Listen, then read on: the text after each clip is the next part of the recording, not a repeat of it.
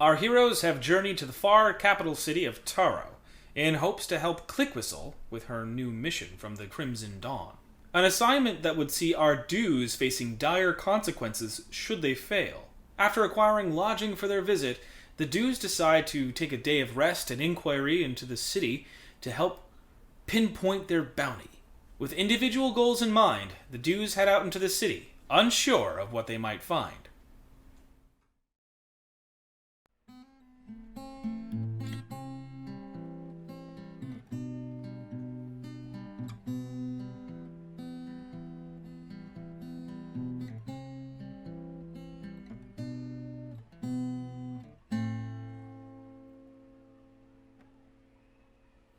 Nameless, we open on a very seems a very normal day in Tarrow in terms of weather. It's cloudy. It's not that warm, but it is certainly. You can kind of pick up the smell and the ozone that it will probably rain tomorrow, perhaps into the week, into the following 2 days. As you step outside the Crooked Raven after a night's rest, and uh, the sickly sweet smell is still kind of ever present as you step outside. Panther kind of scrunches his nose up at it as you leave the building. From your position in the from the Crooked Raven, which is south side of town, where would you like to head to first?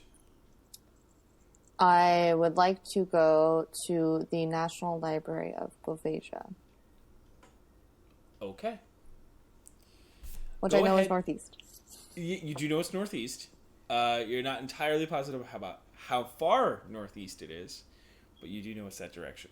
So, the thing to note here for you is that you are so used to canopies of trees, or where the sun will break through, or you'll be able to actually see the sky, or your open plains, deserts. You're so used to natural environments that being inside this city full of stone streets and brick buildings, steel buildings, these kind of massive feats of architecture that stand 30, 40 stories tall, starts to kind of mess with your head a little bit as you're trying to just look up and designate from your Outlander experience how to move and how to be able to keep geography in your head and keep relative position of certain things. It's not that you can't do it. It's not that it's not working. It's just that it's an entirely new experience that you're having to,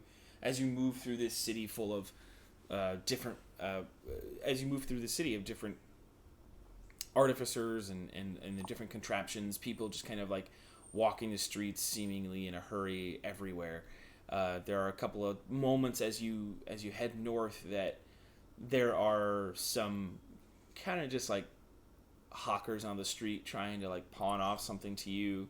It's very clear.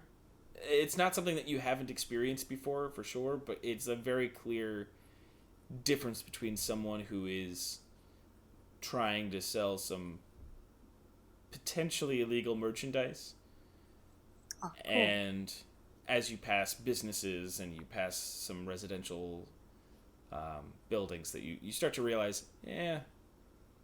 there's not a lot of. It doesn't feel like a place that you can let your guard down very easily. Sested has open air, and it has open feeling to it. It does build out, so it has a lot more in that way of protection, of feeling safe, even just marginally. Go ahead and give me a survival check to try to make it, or to see how. Basically, these checks are more to like see how long it takes you to get up there. Okay, good, because it's a 12. Okay. There are winding streets. There are alleyways that lead to dead ends, and you get caught up in a fair amount of them. Just because there are moments where you're like, this doesn't make any sense as to why you would go down this street and it would become a completely different one. And then you have no... Some of these buildings are so big, you have no way but to go all the way around and try to figure out if you're still heading in the right direction. You kind of keep getting turned around, but probably it takes you the better part of like 2 hours. Yikes. To actually reach the bank itself. You started your day, I'd say, everybody started I'm not going to the bank, I'm going to the library. Library. I said bank, thank you. Okay. No, I want to make sure, like... No, I said it wrong. That was me. But everybody started their day at 9 a.m. So it's up to you when you would like to reconvene with everybody else. But, like, everybody kind of started and left around the same time. Okay. So currently, 11 a.m. And, just realizing I should keep track of that.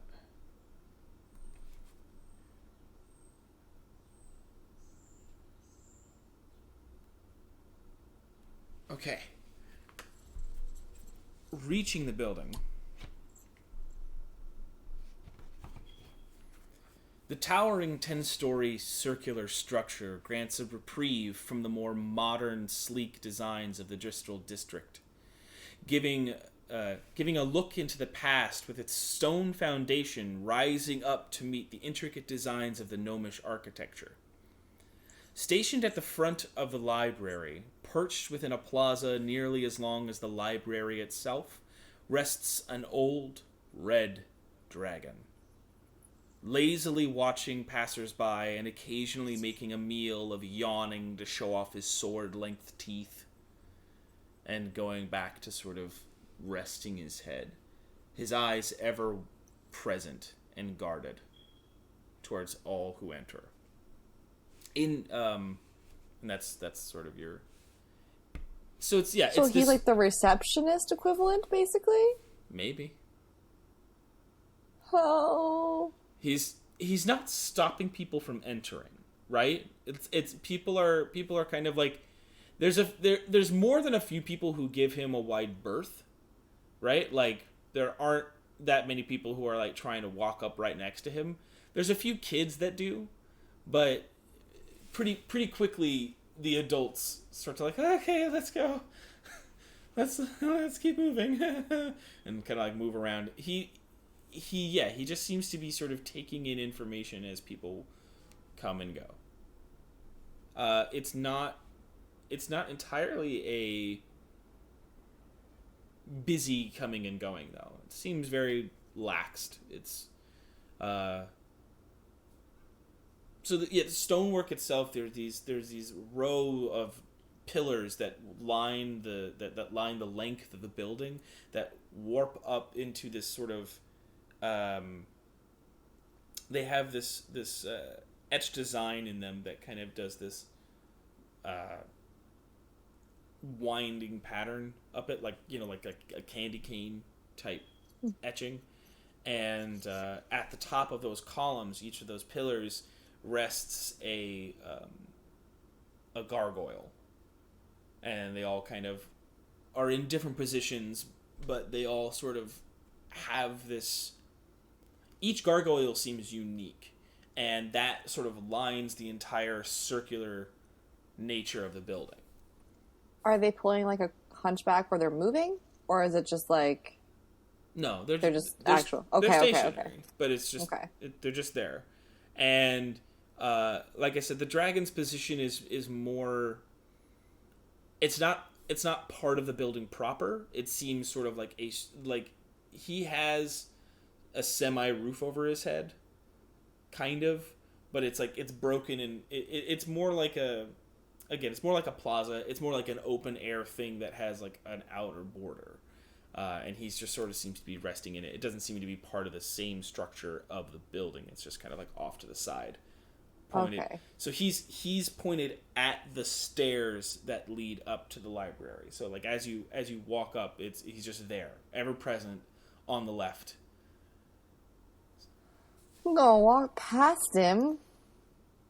You're gonna- Maybe. No. Yeah, I am. Just go Okay. up the stairs. All right, yeah. I mean, again, as you walk by him, there's no big movement. There is like half a second where you sort of flit your eyes towards him, and he's like, it's one of those worst awkward moments where he happens to be looking at you right as you're trying to see if he's looking at you, and for sure, as soon as you look over, he just kind of, as long as you look at him, he's looking at you. Well, I like give a little awkward wave and then just keep going. After your little wave, you just see a little, just like the slightest little snort as like some smoke comes out of his nostrils. Like, so you step into the door. You step into the building. Inside, the library makes way to brick walls and hardwood floors. Every inch of its curvature full to the brim with books. Right, each level on its opposite side ends with a staircase. So on this first level, from the door you're facing on the opposite side of the room, there's a staircase. If you were to go up that staircase, the next one up would be where you're at right now, right? So it kind of just keeps going like in this method. Does that Kind make of like sense? the Barnes and Noble at like Union Square. Yeah. Yeah, kind of Okay. like that. It's just like it's always the opposite end of the room. That's where the staircase is. Okay, yeah. But it's always the same two opposite ends, right? It's like the front and the back. Okay. Every floor has its own categorization and organization. So, stepping in again, it's relatively quiet. A lot of people searching through the different kind of rows of books. Inside each level as well, the outside curvature has a line that goes about 15 feet up. Each floor has a roof that's about 15 feet. The shelves themselves go up to the top, and the entire circumference of the building. There are also additionally placed bookshelves in between. So there's what you would call concentric circles, right? Like there's a circle here, and then there's the outer circle. Both of those have a lot of books, and then inside that middle circle is all the tables. So like people take those books and like sit down, do some research, or they're just kind of generally looking through these books. But Is there someone who looks like they're in charge? Like someone who works there, a librarian? Give me an insight check. I want to see if you can pick these people out. 17. Right? 17? Insight. Yes, Yeah. 17. Yeah. Okay. So there's two things that sort of catch your eye in terms of trying to determine like who works here and who's just here. On the other end where the stairs are, you do see a desk that somebody is sitting at actively writing, right? Like it's a desk separate from everybody else. It's like slightly higher on in the elevation. So it seems like it's less like a work desk for people, and it seems more like somebody who might work here. They've got a couple of stacks of different kind of papers. They even have a little basket where you'd probably drop books off to be resorted. But the second thing that catches your eye, and it was sort of upon entry, Panther wasn't stopped. There seems to be a lot less notice or care of his presence. And as you look through the floor in this maze-like structure, you start to see various species of canines and felines sort of just walking around with no master. And there's a moment as you make your way towards the staircase to go to the desk. You see something slightly odd. You start to see one of the dogs go up to a bookshelf, and they have the ladders that like go all the way up, but these ladders are unique in that they're not like they're not a standing ladder.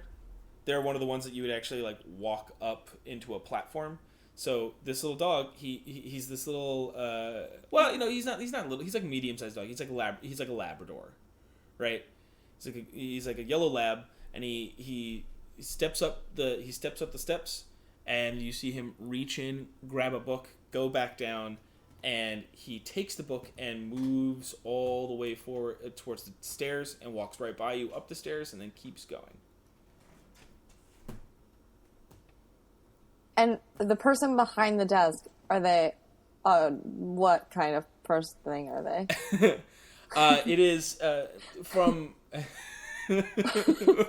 kind of a person thing are they? What kind of a person are they? Here's the thing, I didn't even say person, I said purse thing. So I stopped myself from person. Yeah. It's a half orc. From by your experience, that's what you would probably... They're at least of orcish descent. But she sits quietly, sort of, again, it seems to be sort of just cataloging some things. People kind of have walked by and set books into the return, and she sort of pulls them aside and starts to write something down as she does. As you step, she doesn't seem unapproachable, but certainly not. You don't get a good read on her yet. I feel like I'd go to the animals, but I'm gonna go to her instead. You do what you want. I'm telling you. Like I know, but like, I'm gonna go to the animals because why not? All right.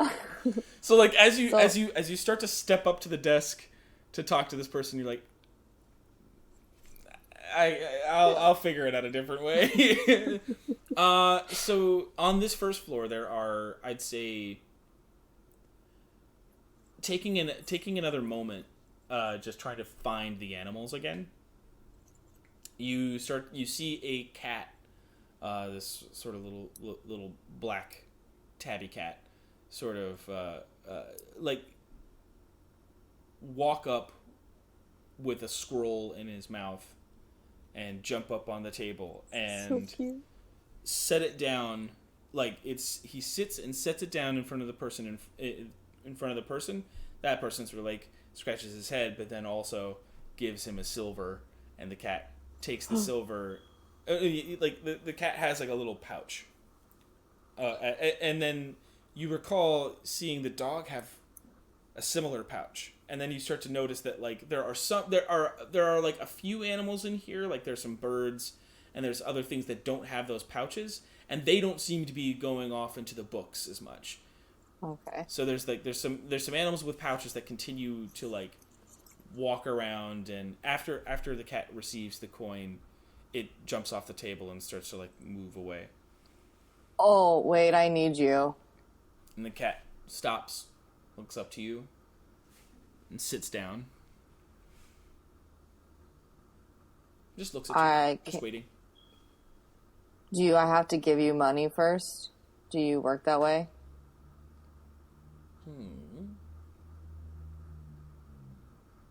Okay.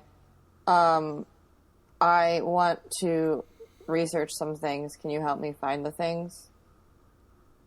Sort of like rubs up on you. Oh. What is your name? I'm sorry, that was rude. I'm not very good at that.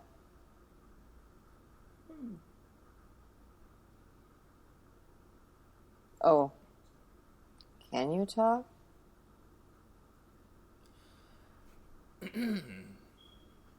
Okay, I'm sorry. I got nervous. I got excited to see you.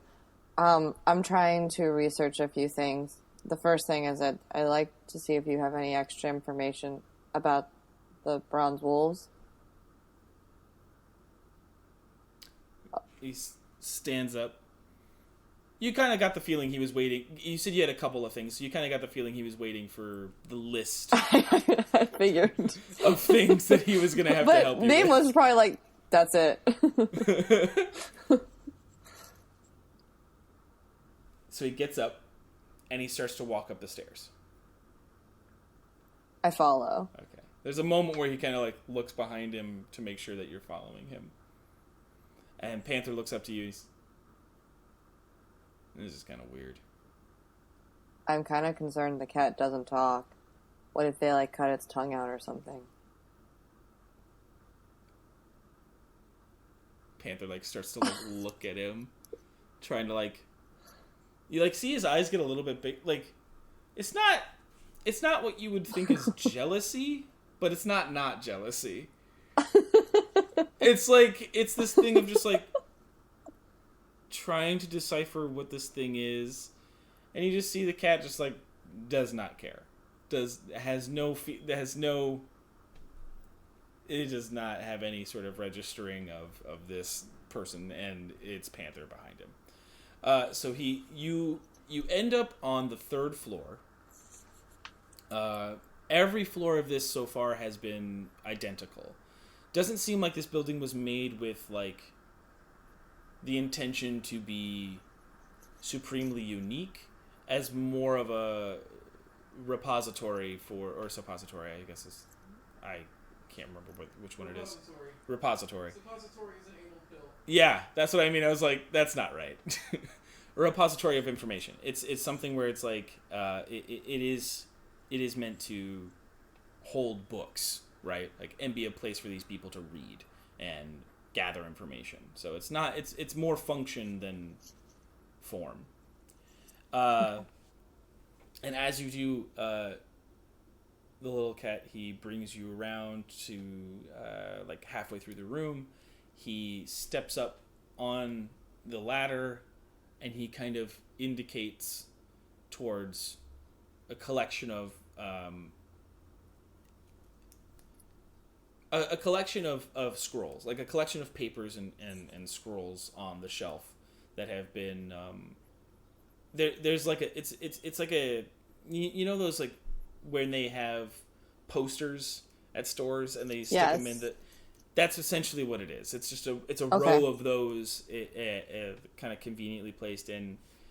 He sort of indicates with his tail the like 5 documents to grab. Thank you. I have a money for you. Is it all worth... I don't know. Here's a silver, too. As you put the silver in, the cat, like, rubs up on your hand a little bit, and as he steps away, as he steps down from the staircase and then, like, goes about his business, he doesn't look back to you, but you do hear, "It's okay. Everybody's first time is a little weird." He has a tongue, Panther.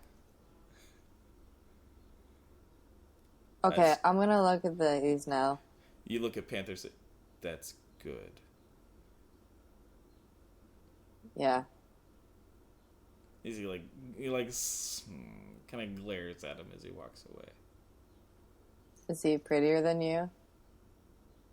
I don't want to talk about Or it. I don't want to talk about it. did you know him? No. Is he one of you? No. That's certainly not the feeling I got out of it. Something different. I think it's just... I don't know. It's not a magic I've not seen, but it's not a magic I'm familiar with. Was he... I don't know how to word it. Was he talking the cat? Or was it, like, common? Would I know that? Like, was it like something that other people could understand? That's the weird part. You're not sure.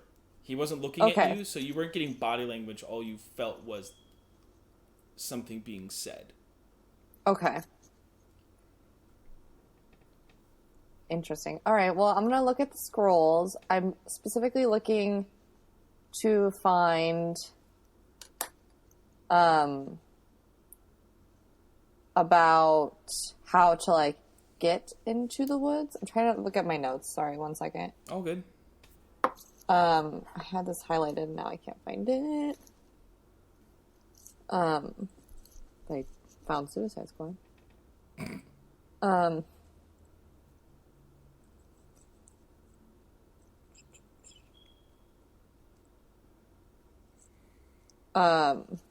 the where the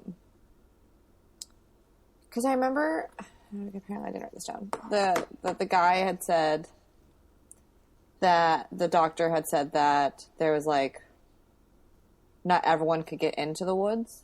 Mm-hmm. I'm trying to see like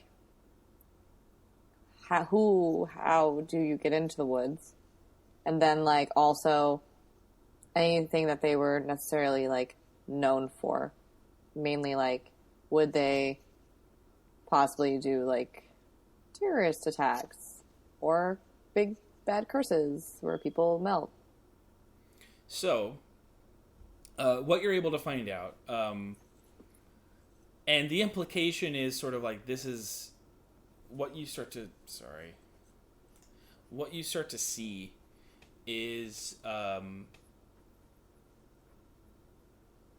these 5 kind of collections of information you have run the realm more like newspaper clippings. They have more in common with sort of quote unquote police records of this organization rather than anything resembling a true delve into the culture or into the organization itself. It's more hearsay, rumors, as well as just full-on accounts of interactions with this group. In terms of how to enter, none of this stuff really speaks about that, other than all they know is that they would be able to, they would strike and vanish within the same breath, you know. It's kind of how it's written, is this idea that they must have had some connection to some device, or they must have had something that allowed them to strike and vanish without a trace. So entry into that forest is not discussed, but the sort of nature of their appearances is discussed. Having said that, you also you get accounts of pretty much all of the attacks that, or at least on record. There's probably somewhere... The last recorded attack was 100 years ago.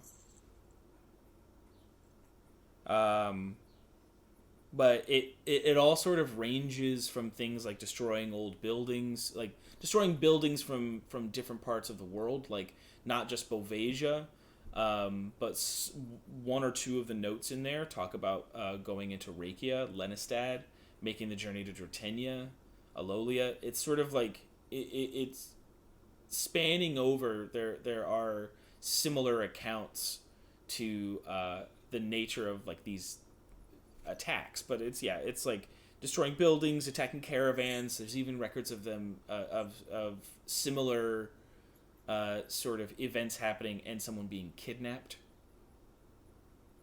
never to be seen again.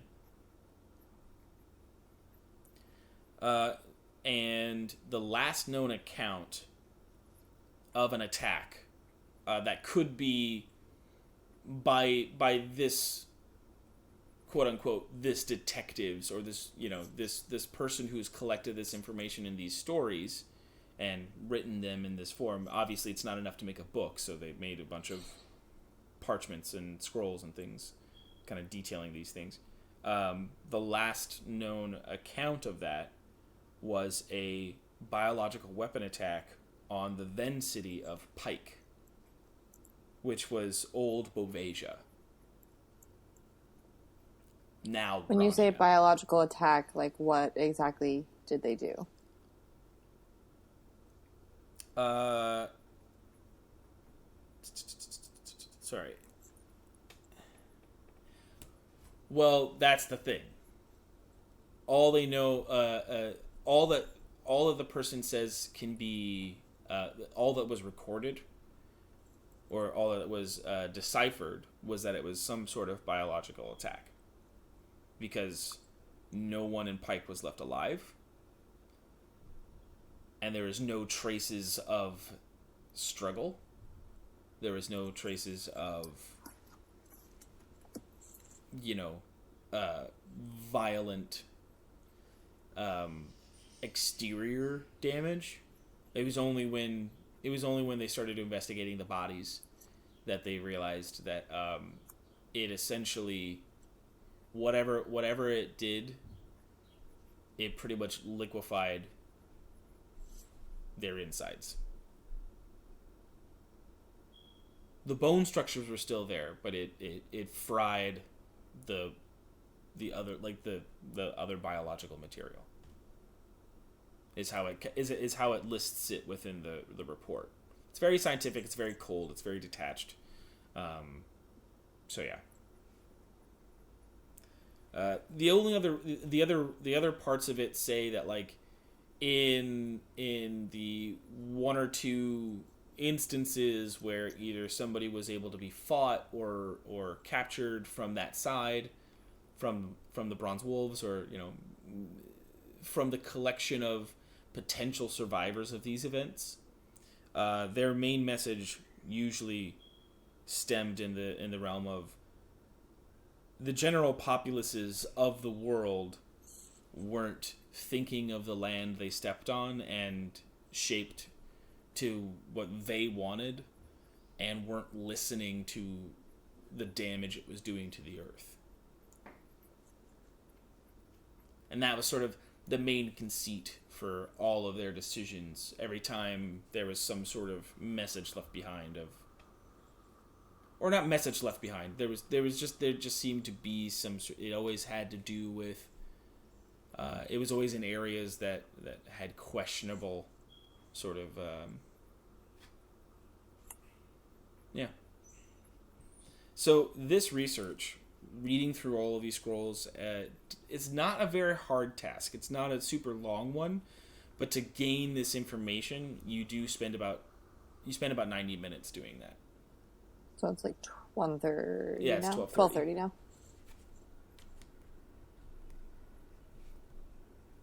Okay.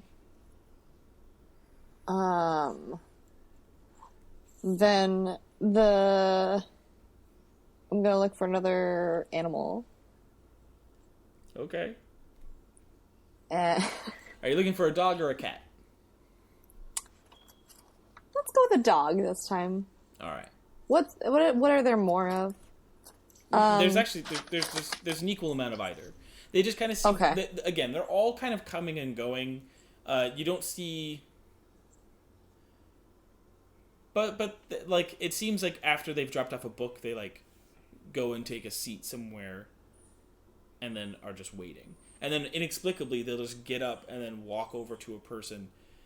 And so as you start to think, as you get done with your research, and you're just sort of like, I need to ask another question. I need to find a German Shepherd sort of, like, is sitting next to you, like, how can I help? Does his mouth move? Does he talk in common? He's talking common. Okay, I now have two questions for you. First of all, how do you talk like that? Do you really want to know? Yeah. Okay. What? Second question. Oh, I have to give you it all. And then I just want to know about, just research a little bit about Colenth. He kind of gives you, like, a slightly. He gives, like, a concerted strain to his face a little bit, and is like, well, just walk with me, and we'll see what we can do. We can walk and talk. Huh. Hmm. And as he like moves forward, he says, "Well, all right. So we have a sort of a unique building, first erected 600 years ago by the then king of Bovasia. Uh, it's it's a sort of a unique place where well the practitioners of the time decided that they were tired of having to continuously search through their treasure troves of scripts and information. So they set up the building to be ever enchanted. So like guys like me could step in and gain the intelligence. Of course, it's a trade off. You know. Oh, what's the trade-off? Oh, you got to work. You know. So, Do you want to work here? yeah, I mean, Okay. yeah, I get to learn a lot. More than I knew before I started the job. But when you leave this building, do you still talk? Have you left this building? To be honest, I'm just not brave enough to try. That's fair. But I like it here. We got a nice little. We are certainly. He kind of stops for a second. He's like, "Look, I'm a little more candid than some of the other advisors. Yeah. We're not. We're not animals anymore. Hey, what are you then? We're advisors. Started as animals, became this.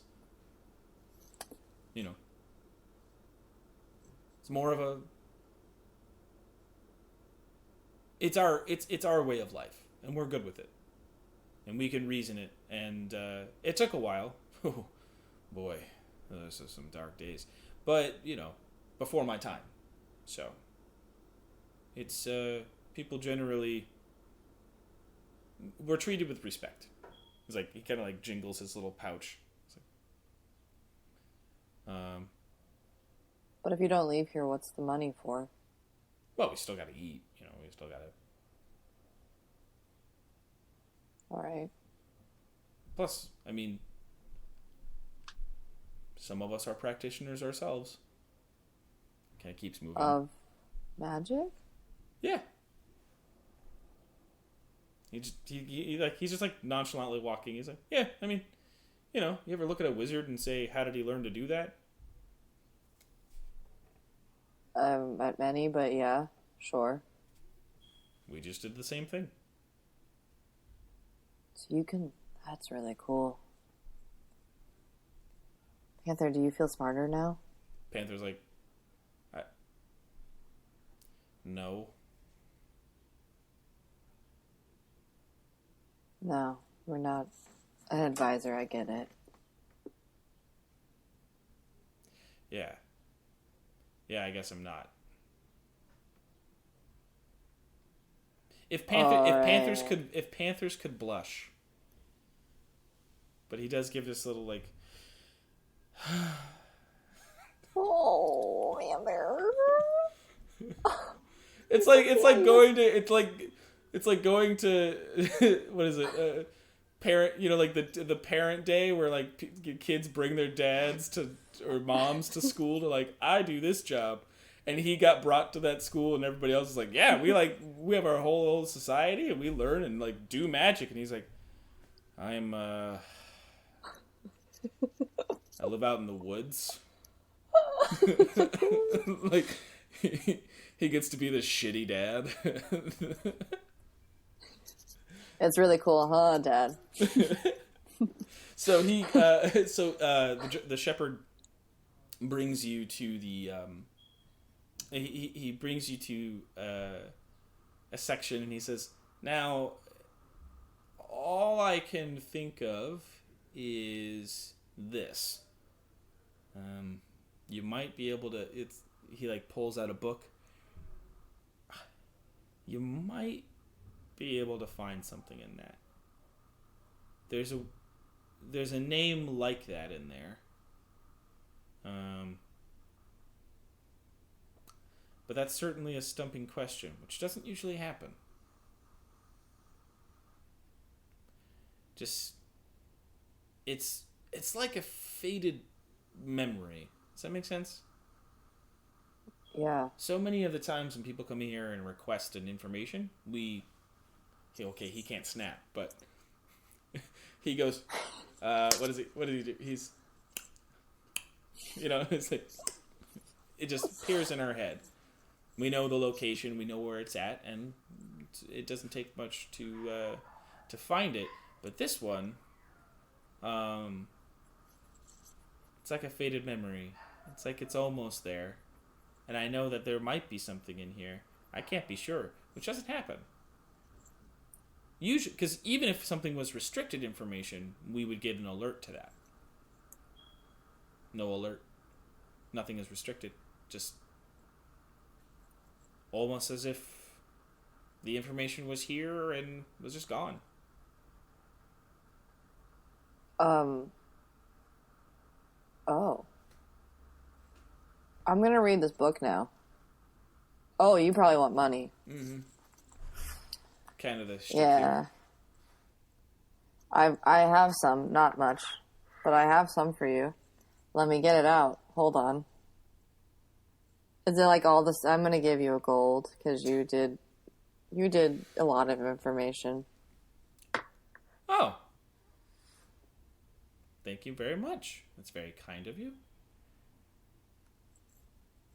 All right. Thanks, dog. Dog advisor.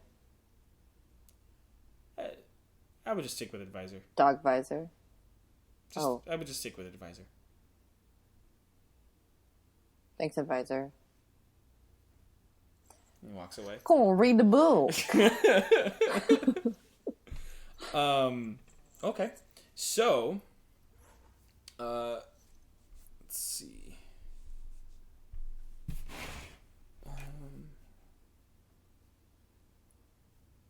Yeah. So the book, it's like the size of, for reference, it's like the size of like the first Harry Potter, right? Like literally exactly what I imagined. But like, yeah, it's something like that. Like it has that kind of, like that's how thick it is. That's like the size of the book. So you can. Is there a table of contents? No. Oh. A lot of these books, or I mean, like, I can't say a lot of these books necessarily, but like this book in particular, more of a journaling account. It starts off by introducing themselves as Thalos, the wizard, and Thalos or Phalos? Thalos, TH, Thalos. Okay. Thalos, the wizard. I was like, and sort of a journaling account of traversing the wild sides of the world. How much time are you trying to spend reading this thing?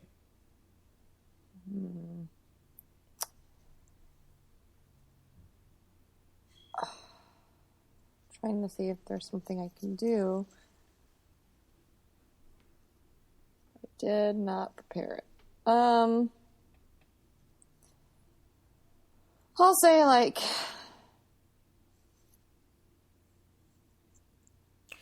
Let me give you two options. How long are you going to sit there and read it, or are you trying to like speed read it?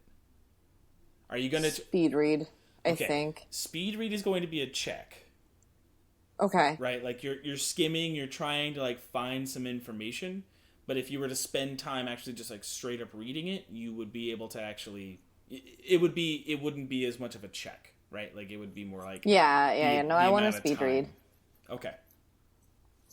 Go ahead and give me, I'm going to say 2 investigation checks. 2. Investigation. Mm-hmm.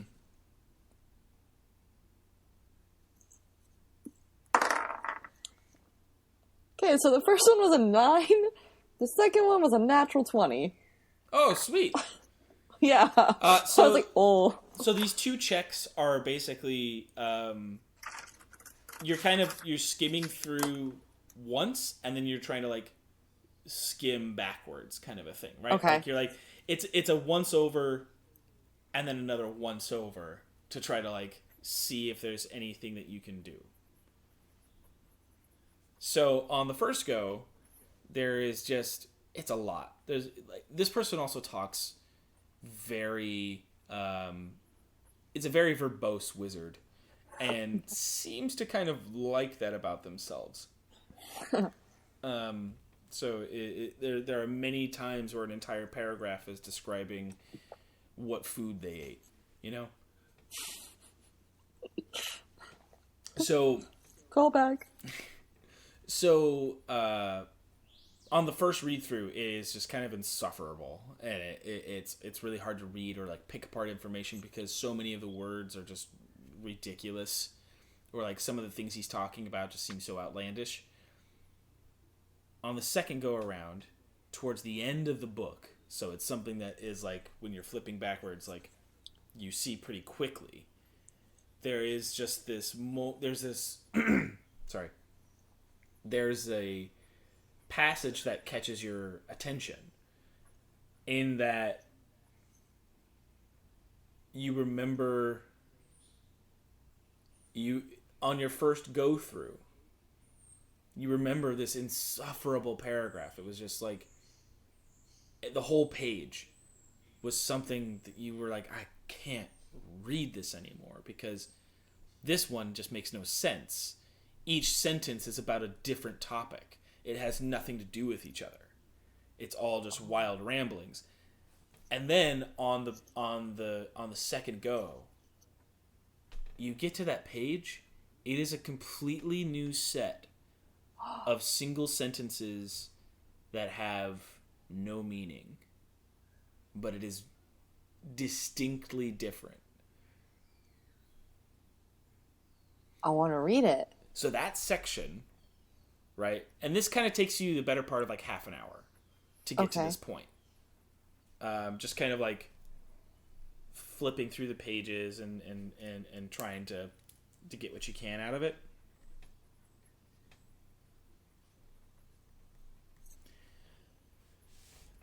The passage before starts to speak of...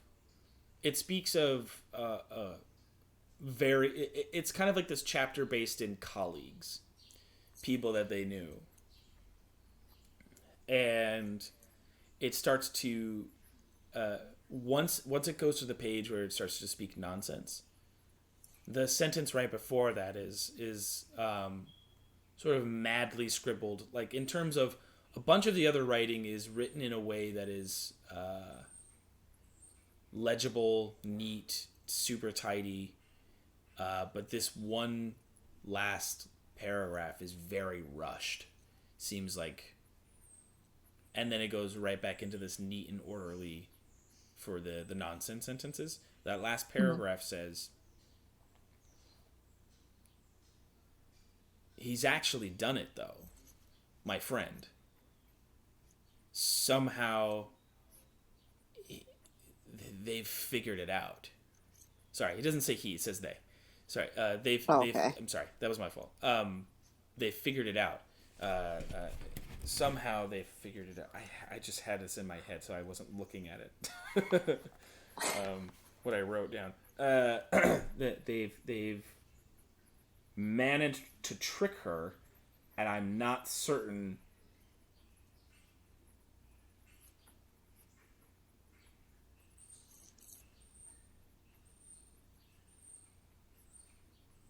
Yeah, I just wanted to give you a second to catch up. Yeah.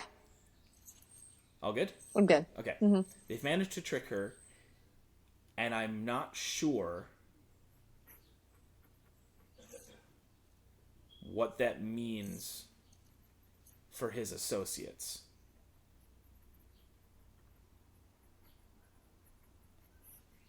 And that's where that paragraph ends, and then the next page goes into what it talks about. Huh. Question. Is the name Thalos the daddy that we met in the mine battles? The what? The guy?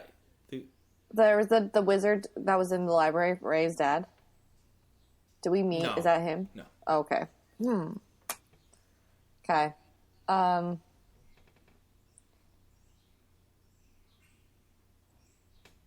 that's all you get All out right. of that.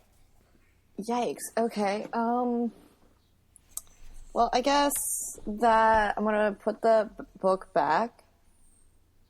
Okay. And you said that Pike was in Old Bovasia, which is Now, kind of like where now Grania. Mm-hmm. Okay, let me write that down.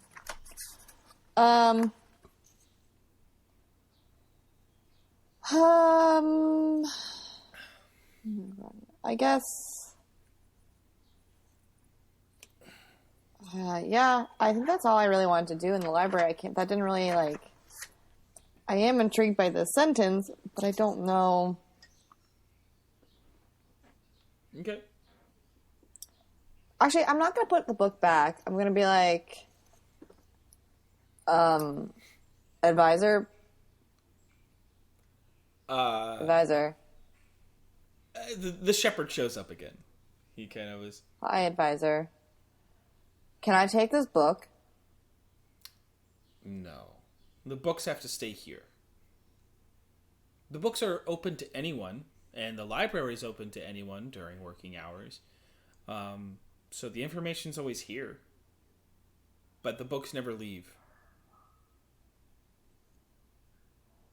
Oh. Okay.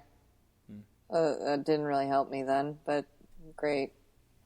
I don't want to give you money for that. Do I have to? No. No, you don't have to. That's kind of a weird way to say that, but sure. Okay. Yeah, I'm putting the book back now. Okay. You kind of see him like, all right. I think I probably should have paid him, but that's okay. He didn't really help me. I'm gonna go downstairs. He answered your question! What are you talking about? He didn't help you? You asked him, can I take this book? And he told you what the rules are. That's not helping you. I didn't like the answer. Yeah! It didn't help me. Man! These advisors all right. can't catch a break. They have intelligence now. Anyways, I'm going to go to downstairs, back to the dragon. Okay. Not to the dragon. Leaving. I'm leaving. You're leaving the... Yeah. So, yeah, you step out of the library. As you get towards the exit, there is sort of like a sentry posted there that kind of asks you to like hold please, and like you get, there's this like little beam of light that kind of just like it's a very harmless beam, right? Like it's just looks over you. Have a lovely day. Yeah. Okay. I leave. As you step out, the dragon, you can feel it. You can feel he's watching you again. You know, I'm just saying, like, there's just this, go talk to him. there's just this feeling. There's just this feeling as you're like stepping away that you're like, oh, those eyes are on me. I can feel it. I'm gonna turn around to the dragon and go,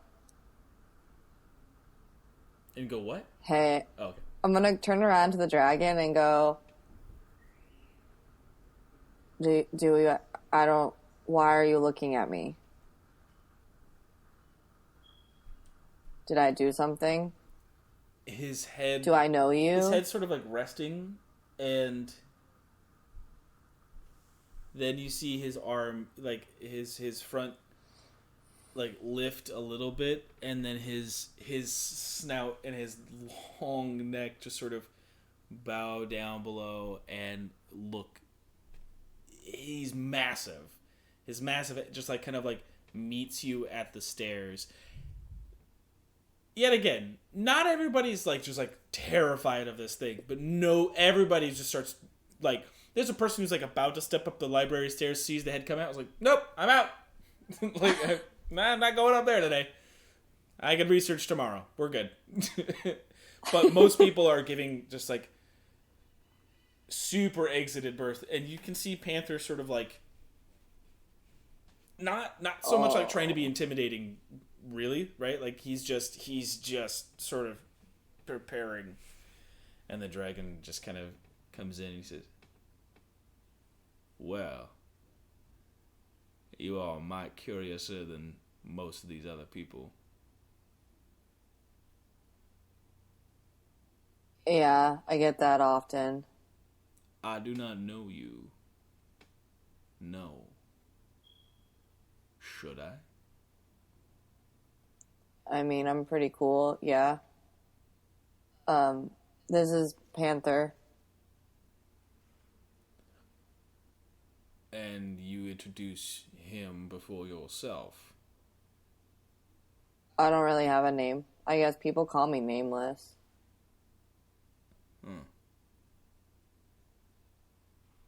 There is this terrifying moment where the scaly leather of his face like creeps up into this terrifying smile. He's a dragon. Like it's not cute. Right? It's his teeth are like the size of half of you. Yikes. And he just kind of, "Well, Nameless, maybe I should be on the alert for you then in the future." Like we're friends alert, or like you're scared of me alert? "You want me to be scared of you?" I mean, not particularly. I am pretty scary, but I don't think you should be scared of me because you're really big. He like, Oh. yeah, he stands up to his full height, and his head just kind of looks at you and says, "Huh. Of the two of us, who's scarier?" Well, I can be in a different form. And this is a really weird flex for me. I don't know why I'm doing it. But, And he but like, I know other dragons, they like me. comes back down to your level. "It's okay. You seem scared enough for my liking. You say you know others." Yeah, I'm a real dragon friend. I got a house from one of them. I don't normally say that. He like, it's a deceptively quick movement for his size. You are, give me a dexterity saving throw. Boy! This is mainly just to be like, No, it's a 6. okay. This is more like a knee-jerk reaction thing from you. I was trying to say, like, this is a quick movement from him, and so it's one of these things where, like, whatever he's doing, you have just, like, this natural reflex to try to do something, but you are in his claw, as well as... time. And he scoops up Panther as well, and then, like, he's just immediately in the air. And as you, like, look down, there are, like, the square right around the library. People are just on the ground from the wind pressure of him just skyrocketing into the air. And I it's a rush of wind. It's basically like the air is like sucked from your lungs as you just get pushed 400 feet into the air over the course of like 15 seconds. And as he like levels out and his wings sort of like catch, and you see the city below you, and you start to see its layout. You see that the city is like built on this jutting crag of the end of the continent, and the ocean surrounds you. You also see that it's built like 100 feet above the sea level. So the city is built on top of this other, like, on top of this other thing. And as he like he pushes up, he says to you, he says, "Now," and he's not being hurtful. He's got you in the palm of his hand, but he's also got you in the palm of his hand. And he says to you, he says, "Now, I don't think you understand what you just said out loud." no, probably not. Sorry. "Yes, you should be." It's like holding his finger. Yeah, just like, "Yes, you should be sorry. That is quite possibly the stupidest thing a person has ever done." I don't normally say it, but it seems to go over well with dragons.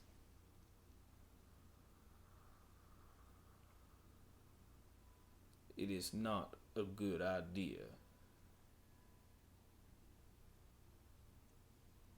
Doesn't matter who they are. You caught Okay. me in a good mood today. But while I got you here, how about I offer you a little bit of a free advice? Okay. If you are the new residents of the Dracarius mansion, do not speak about it willingly or flippantly as you just have. Not to regular people, not to those in power, and certainly never again to a dragon. So hypothetically, I may have mentioned it to another dragon. Yes, that's my next question. You said you have friends. Who are your friends? Well, I have the dragon who gave it to me, whose name is something with a B. Borgier. Yes, And the other dragon she would do that. is another dragon's name that I have written somewhere. Chargaroth. Yep, Chargaroth. You must either be insanely lucky or divinely influenced. I'm gonna go with the lucky. Well, don't rule the other one out yet.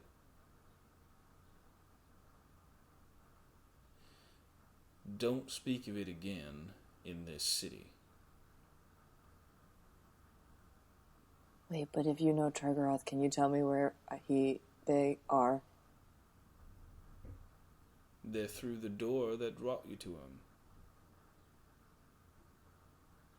Yeah, I just don't know where that is. I ain't telling you. Okay. Now, I go. oh, we're giving orders here? No, that's a question. I could just eat you. Mm-hmm. What would you rather have happen? I would sit here. This is a nice view.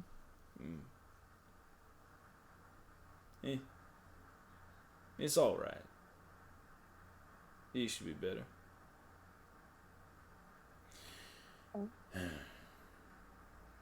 Don't make that mistake again, or I'll have to eat you. Okay.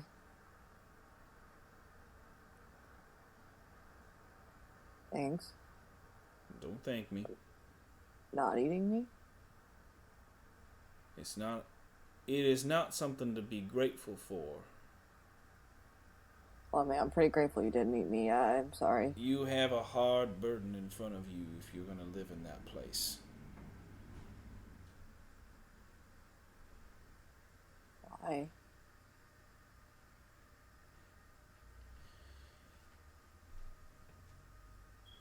It was a long time ago. Someone very important lived there. And they used that house to benefit the world. Not long after that person ceased using it, and the next in line to own it tormented the world, which is what allowed it to come into our possession.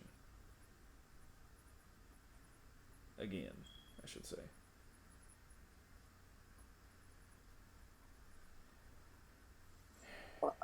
It's not Dracarius? Dracarius is the progenitor of the house. There are those who are the caretakers. Brorgier of the last of them.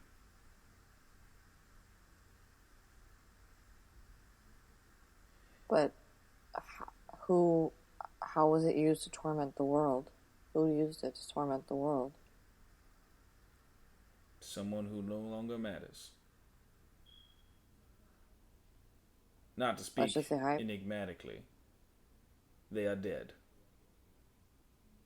Like dead for sure dead? Like, or you just think they're dead? Well, there was a time where I did pass something that resembled them, so yeah, I'm assuming that my body works in healthy ways. Does that mean you ate them? Yes, that means I ate them. Fair.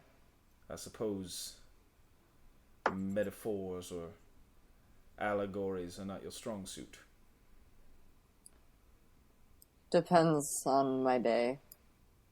Really, maybe, I'm in a little weird of a situation. I'm like up high above a city I don't really know, and you're holding me and my dad, and yeah. He like, at that mention, you see his eyes sort of like,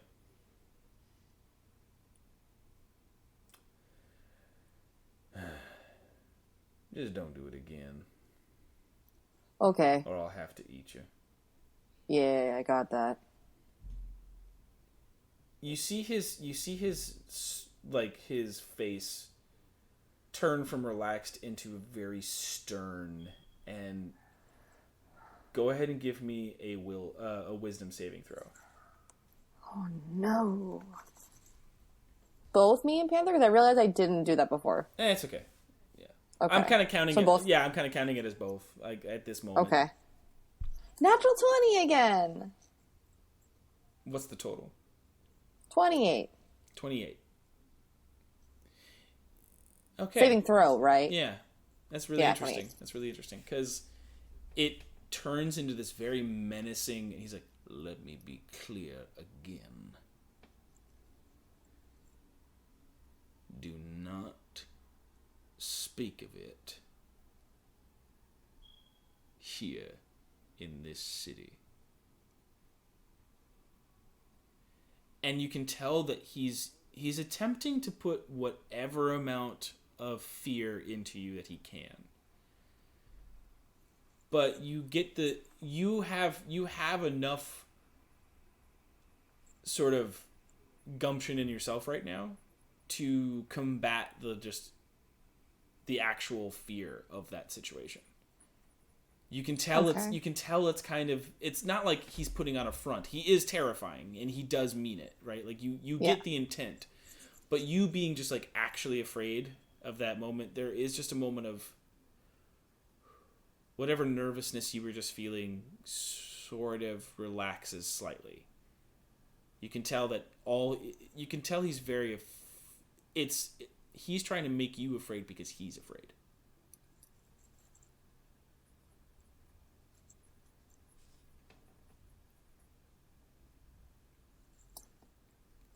Okay. I won't do that anymore. Then hold on. But, And he skyrockets back. You're plummeting, and yeah, it's. And as he comes back into his plaza and he sets you down, your hair's like all wild and Panther's like.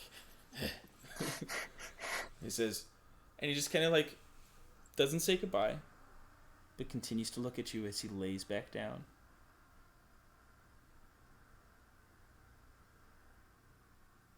I didn't catch your name.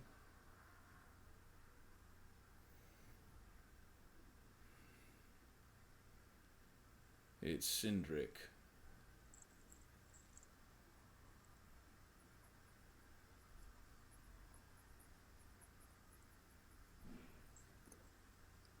All right. Well, it was good to meet you, Cindric.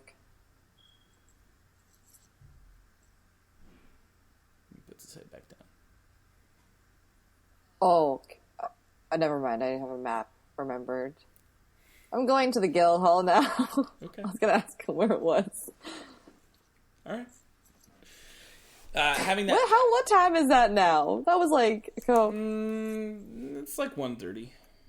Okay. It's not that much, it wasn't that much more.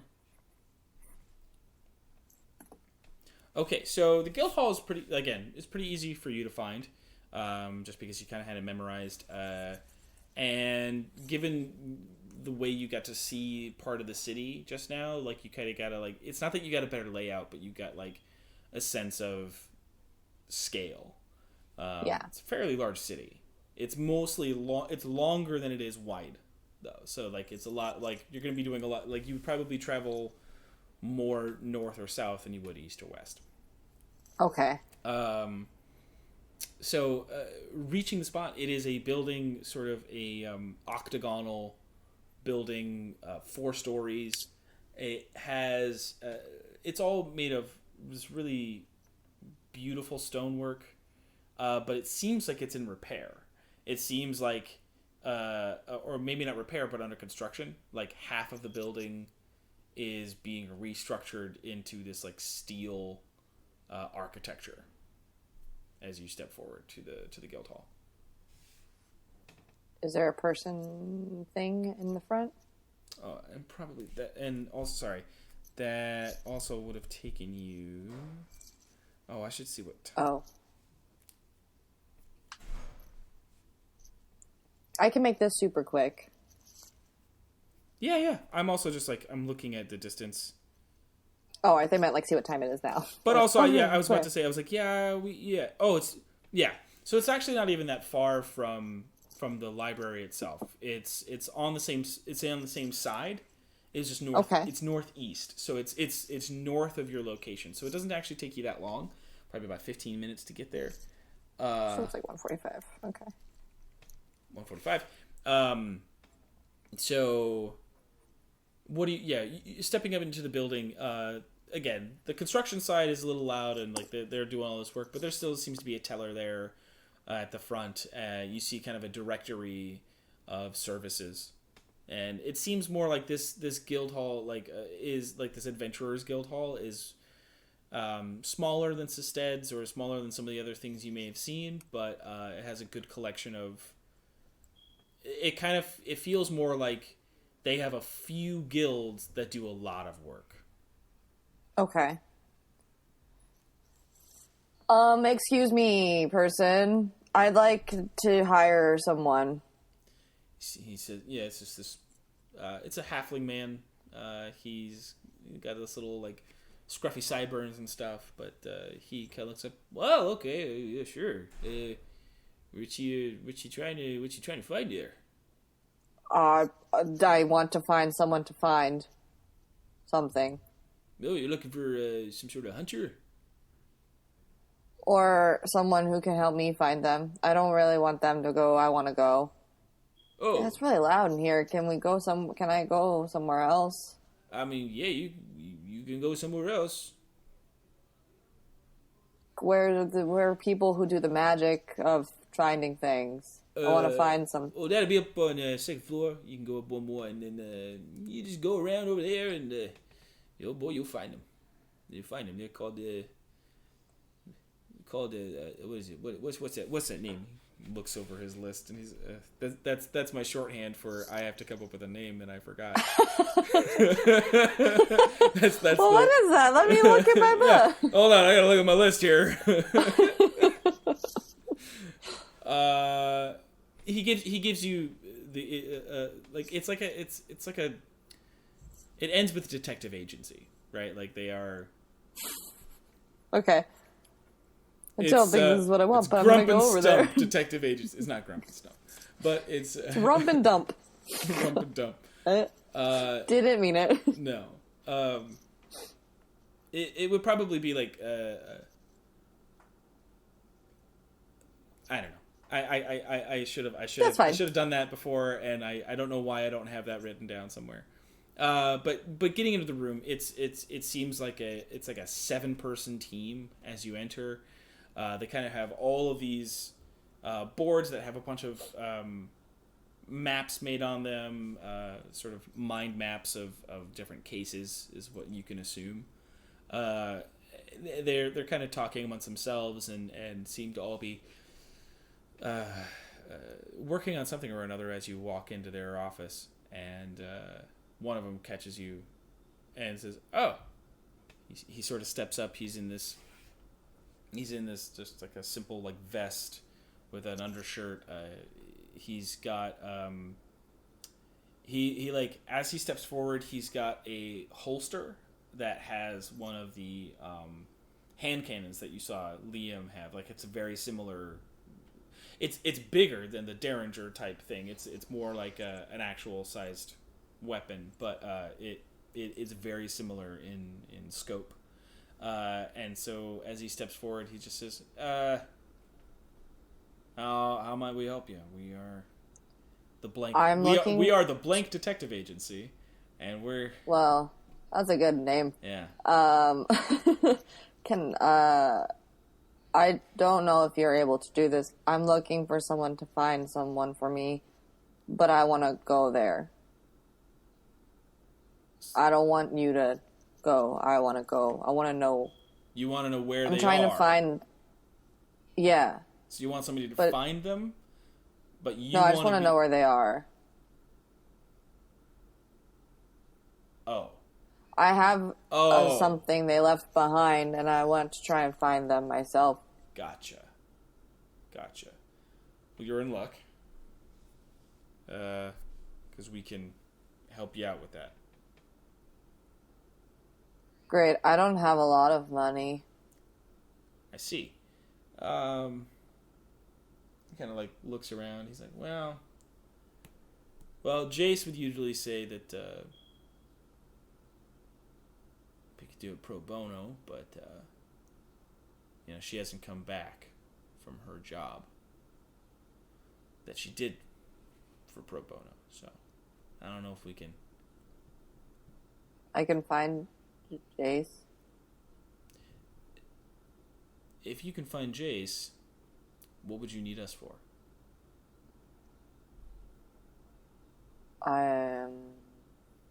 My point is we've looked for her ourselves. Don't worry about that. My thing is my boss is missing right now, so we're kind of caught up on something else. So if we're gonna take your case, it's gonna have to be for money. Okay. What is your normal rate? We have first it's a 10 gold. It's 10 gold just to start the investigation. Then after that, it's about 2 gold a day. Oh, that's a lot of money. Yeah. Do you have like maybe someone who just like can look in a crystal ball or something and find it for me? Yeah, for 10 gold. You have a crystal ball. I could just do this right here, right now? For 10 gold, I can get you somebody who can. So you're gonna. This seems. Whatever. Take my 10 gold. I want to know. He takes it. Wait, are you just gonna find me the person? You're gonna find me the person that I. Whatever. Go ahead. Here's the thing, Chelsea. What is your goal here? Because, like, I feel like I'm confused too. Just tell me straight. What are you trying to do? I'm trying to find someone who can tell me where he is, like, right here, right now, or give me something that's like, this gold ring. I can tell you where the person who last wore it is. Right. You want them to divinate his location. Yeah, but the way you worded this was, I can find you the person who can tell you that, but you'll still have to pay that person more. No, his indication was, we can help you with that. Got it. I misunderstood because I thought you were I was misunderstanding what what you were saying because you're asking all these fucking weird ass ways of doing it. I'm not saying it's your fault. I'm trying to speed it up, man. Let's go. I just feel like it's hysterical that you're like, I need to find someone to find a person, but I need to find that person, so I don't want you to go there to find them. I just want you to find them. I want the glory. I don't want to do the work. You basically want to do a group project where you come in at the last day and say, and we all worked really hard on it. Put my name on that, and here we go. So, Nameless. To make this a little bit briefer, basically what he was meaning was that they do have that kind of a service here. They can, but what he meant by that was that's the start of an investigation. That's sort of like, so if they look in a crystal ball, they can't tell me right here, right now, today, where that is. No, they can't. No, the point is the 10 gold is to start the investigation. How they start the investigation is the exact process you're asking for, right? Where it's like, you can give us a thing. We will see what we can find with that, with this and But yeah, the point being is that it's like this takes us, because divination itself, like this kind of spell or this kind of thing, takes material. So insider baseball, they would probably try to cover the costs of the spell. So the 10 gold initiation is more for that than it is about like, And then if they have to go track the person, or they have to figure out where that location is if they don't already know, then that's, the extra gold per day to keep the investigation going. To like keep them, to send somebody to actually go find them, or if you want them to do other stuff, like you want to go serve them papers, or you want them to be, I don't know, taken care of or whatever. I don't know. The point being, too long, didn't read. They can do the thing you want them to do. Okay. Hold on, because I actually realized, I remember I have gold. I have emerald, which is 150 gold each. You also just got... Yeah, do that, please. You also just got paid a bunch of money. I spent all of my money and got us all this stuff for our adventure, which no one else chipped in for. Natural ones. Wow. Anyways. That's a drag. All right. Yeah, I'm mad. But I have emeralds I took myself, so I can do that. I would like to start this investigation. And he says, all right, well, who are we looking for? What's their name? Herrick. All right. You have anything of theirs? Do you have any thing that we can use? Do you have to keep it? Not for this initial one, but if you want us, if we have to keep doing it, yeah. I'm going to look at Panther and see if he thinks it's a good idea. Are you going to vocalize that to him? No, it's literally like more of like a look, like trying to exchange, like a non-verbal, yeah. Yeah. So he kind of is like, kind of shrugs at you, like.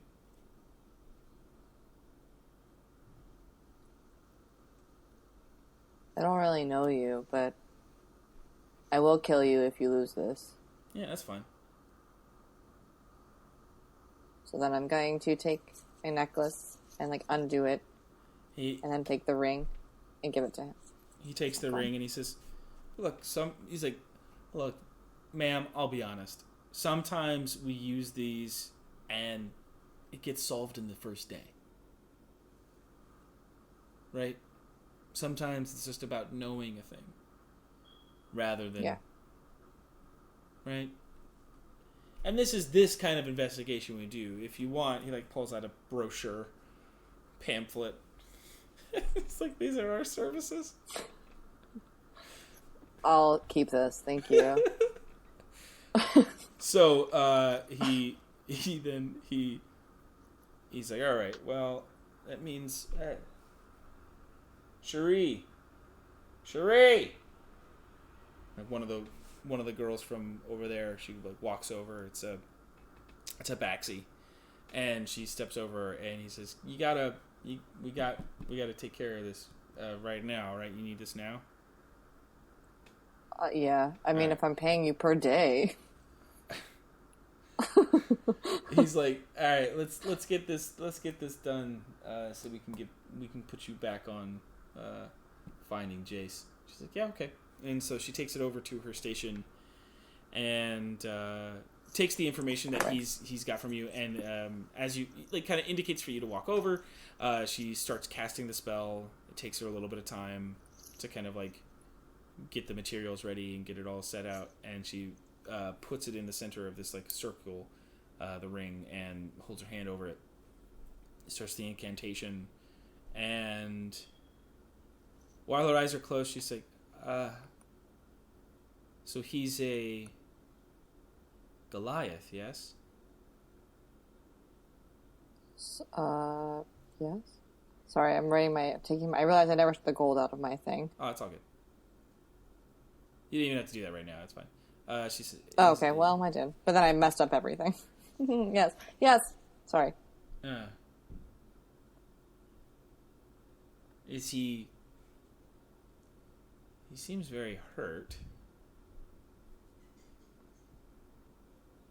But that just could be his stance. It's hard to depict what's around him.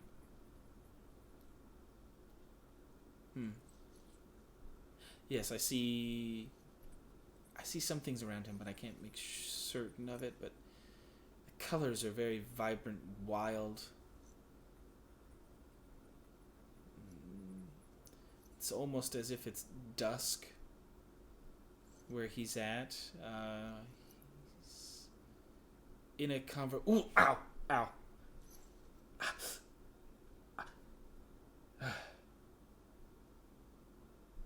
Okay, well, that's not good. Why? She hands the ring back to you. I think there was a sever of the connection. He's fine. It's not that. But somebody certainly doesn't want that to happen. What I just did.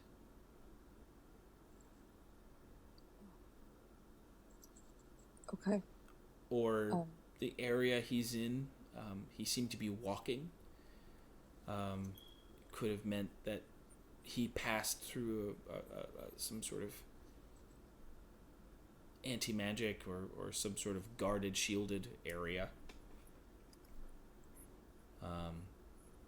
There were sounds of birds, sounds of wildlife as well. That's about all I got.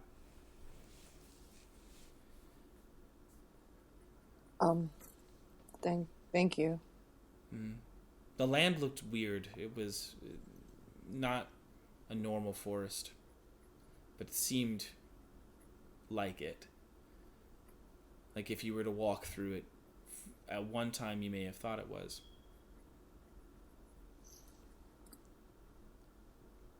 That was really helpful. Thank you. You'll find him. I hope so. But I'm gonna let you go, Cherie. Other guy, I have to be back. So, somewhere. Bye. Yeah, good luck. They just kind of all keep going back about their business. Then I'm gonna go back to the tavern. You make your way back to the Crooked Raven. It takes better part of... It takes you much less time because you just kind of like have figured out more of how to get back there. But I also have an excellent memory for geography. so you get there at like 3:30. 3:30 p.m. And with that, we will move away. Actually, Cool. so Oh. Cool. Did it.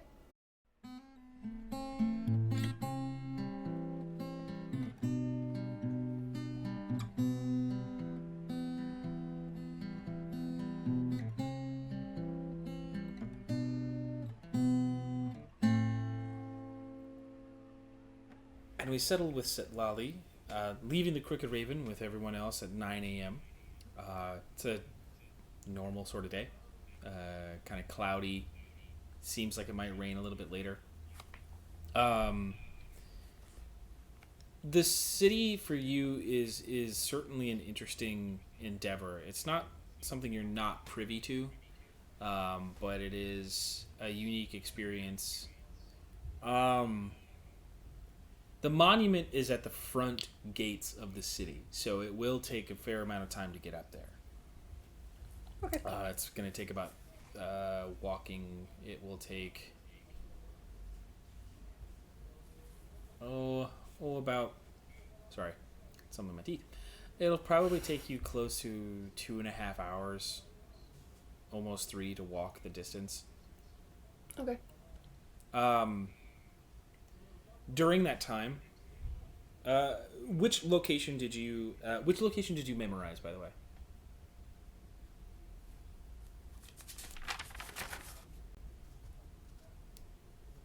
That's a great question. It could be one of the ones that you were, hoping for. Give me just a second. I need to... You mean like monuments in this city, or? Hold on. Damn it. It's, I need to...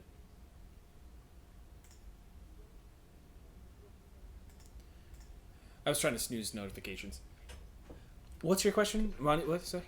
Did you say which monument, like, in the city did I memorize? Like, me personally, or me? No, just the location. When using the map, what location would you like to memorize so you don't have to use a survival check to get there? The monument, the Driscoll Monument. Okay. So that means you're not going to have to make a survival. It's just a long trip, right? Like, you've planned a route to that area. Cool. So, over the 2.5 hours that it takes to get up there, once you get to about the Midtown area, and there is certainly more affluent and gorgeous buildings, things that are made of beautiful steel, glass, and they have inlays of gold, and these dynamic structures from all around. As you're moving through it, you start to get some weird glances from people. And it's like people kind of like doing double takes as you walk by. Right? And so you keep moving forward, but getting that information. Do you want to? Okay. So you kind of you. Sorry, were you gonna say? Yeah, I was just gonna say I'll put my hood back up and like, just keep. It's like a low profile. Just but like not a suspicious kind of like low profile. Just like I'm gonna just make everybody less uncomfortable. That's what low profile means, right? Like it's about nonchalantly. It's like I'm just walking. I'm not doing anything, but I don't want you to look at me. Yes, correct. Yeah. So. Maybe you take a couple extra little alleyways here and there that help you divert some of the main roads, but eventually you do end up coming to the Driscoll Monument, and it is a towering depiction of Queen Tomastrina de Stael, wearing a mighty sort of cloak, her hand resting on a hilt of her sword, her crown a magnificent tiara resting on her brow. There's sort of a cool stoicism as her eyes gaze towards the gates of the city, ever watchful and protecting, is kind of the vibe. There are a few plaques around it as well, kind of describing it. Sort of a retelling of historical moments for her, which is that there were moments of battles that she helped through her sort of like tenacity and her grounding in herself and like her determination. Beauvasia was able to succeed, and part of what is said is that like she gained this from, you know, the century-old war. You know, like this was a thing that she helped win, or not win. Beauvasia didn't win that war, but it certainly staved off elimination or just outright, you know, poverty or whatever. They've been able to thrive again in the past century because of where they dedicated their efforts, but yeah, they certainly aren't an empire like they used to be. So, the statue itself is made of like a really nice material. It's made of a similar obsidian, but it's sort of sanded smooth, which is not usual for obsidian. It's a unique sort of material that is very hard, but it is brittle. Right, like it has good durability, but it's a brittle material. So this sort of like lovingly made statue is very interestingly crafted. The cloak as well is sort of set over a piece of armor, and the craftsmanship on the statue is beyond gorgeous. Like the detail in the face and everything, you can see a very real expression, and you can feel like you could recognize this face if you ever saw it again. Cool. The square surrounding the statue itself is very lively. Again, this is towards the opening of the city, so this is where a lot of like you see a lot more carts, you see a lot more traffic in the realm of like people parking the horses, or you know, kind of like getting through. There's a lot more stables over here. There's a lot more just bustling activity, just because so many people are coming around here. So you are probably surrounded by about 10,000 people right now, just kind of like milling about, just all kind of. It's not like sardine packed, but it's pretty packed. It's, you know, it's kind of, there's a lot of people moving around, but it also feels like because of that you have a lot more leeway to move. There are a few shops. There are a few shops and things, but like it's mainly like general goods. Go ahead. Were there any like symbols on her armor or anything, or her crown or anything that are recognizable to me? Recognizable in what way? I guess religiously, because I know that that area is pretty not extremely Raven Queen like. No, that was the armor itself has an emblem of the Raven Queen's crest.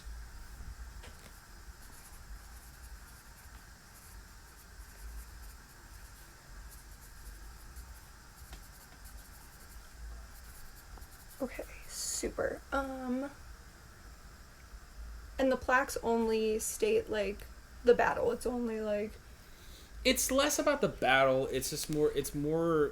The plaques are more kind of giving a brief overview of like why it was made, and just sort of like the actions of the queen and sort of the artist's interpretation of why they made it, they were commissioned to, but why they decided this type of feel and this direction. Why are the eyes facing towards the gate? You know, there's designation for that.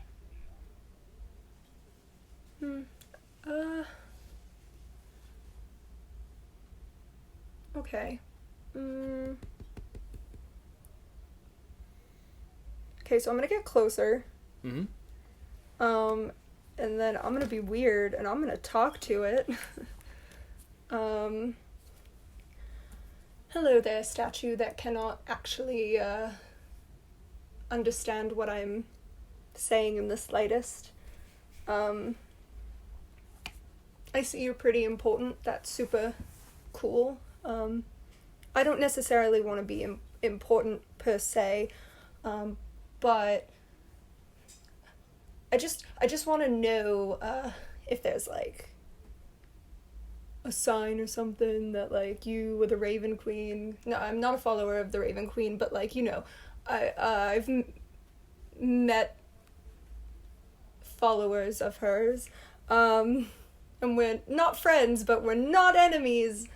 I don't think. Could you just like tell me how you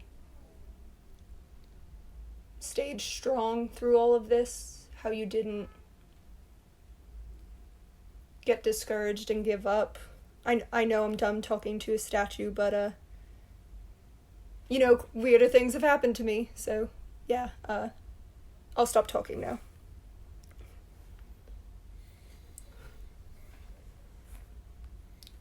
Nothing happens from the statue's side of things. Damn it. I was hoping the statue would talk. This isn't Hercules? What? No. Okay. It's also of the queen, not the Raven Queen. It's of the Queen of Bovasia. Oh, no, I know. Okay. But she has the crest of the Raven Queen, so that means they're... I just meant, it's, you know, in Hercules, it's because it's Zeus. She could have the same importance to this... god. She could have the same importance. You don't know. You can never discount someone in power, especially a queen. Okay. Okay, so my plan to try to give me strength didn't work. I guess I'll just look around a little bit, look at some shops, see if there's anything that seems useful to any of us for our upcoming murder. Nothing that looks useful, you know. It doesn't seem like these places are built for adventurers. They're sort of built more for on the road kind of endeavors. Pardon me, sorry. Mm-hmm. Oh. These shops are certainly like they're trying to figure out more. How do we help people who are about to go on a caravan? How do we help people that are just coming in? And they're like general produce or things like that. It's not anything super helpful. Is there any like technology that I could write in my little book and be like, oh my gosh, yeah, there's plenty of that. Yeah, cool. The gates themselves are this giant mechanism, very similar to the ones in Rekia at the. Pardon me. At the you guys went to that store that had like the giant So those doors are almost identical. You see a bunch of ships, sky ships floating about, but there also are a lot of like sky dinghies as well. There are smaller sort of like cargo transports that are moving up, through the city. You also see plenty of people walking around with, their little robotic companions.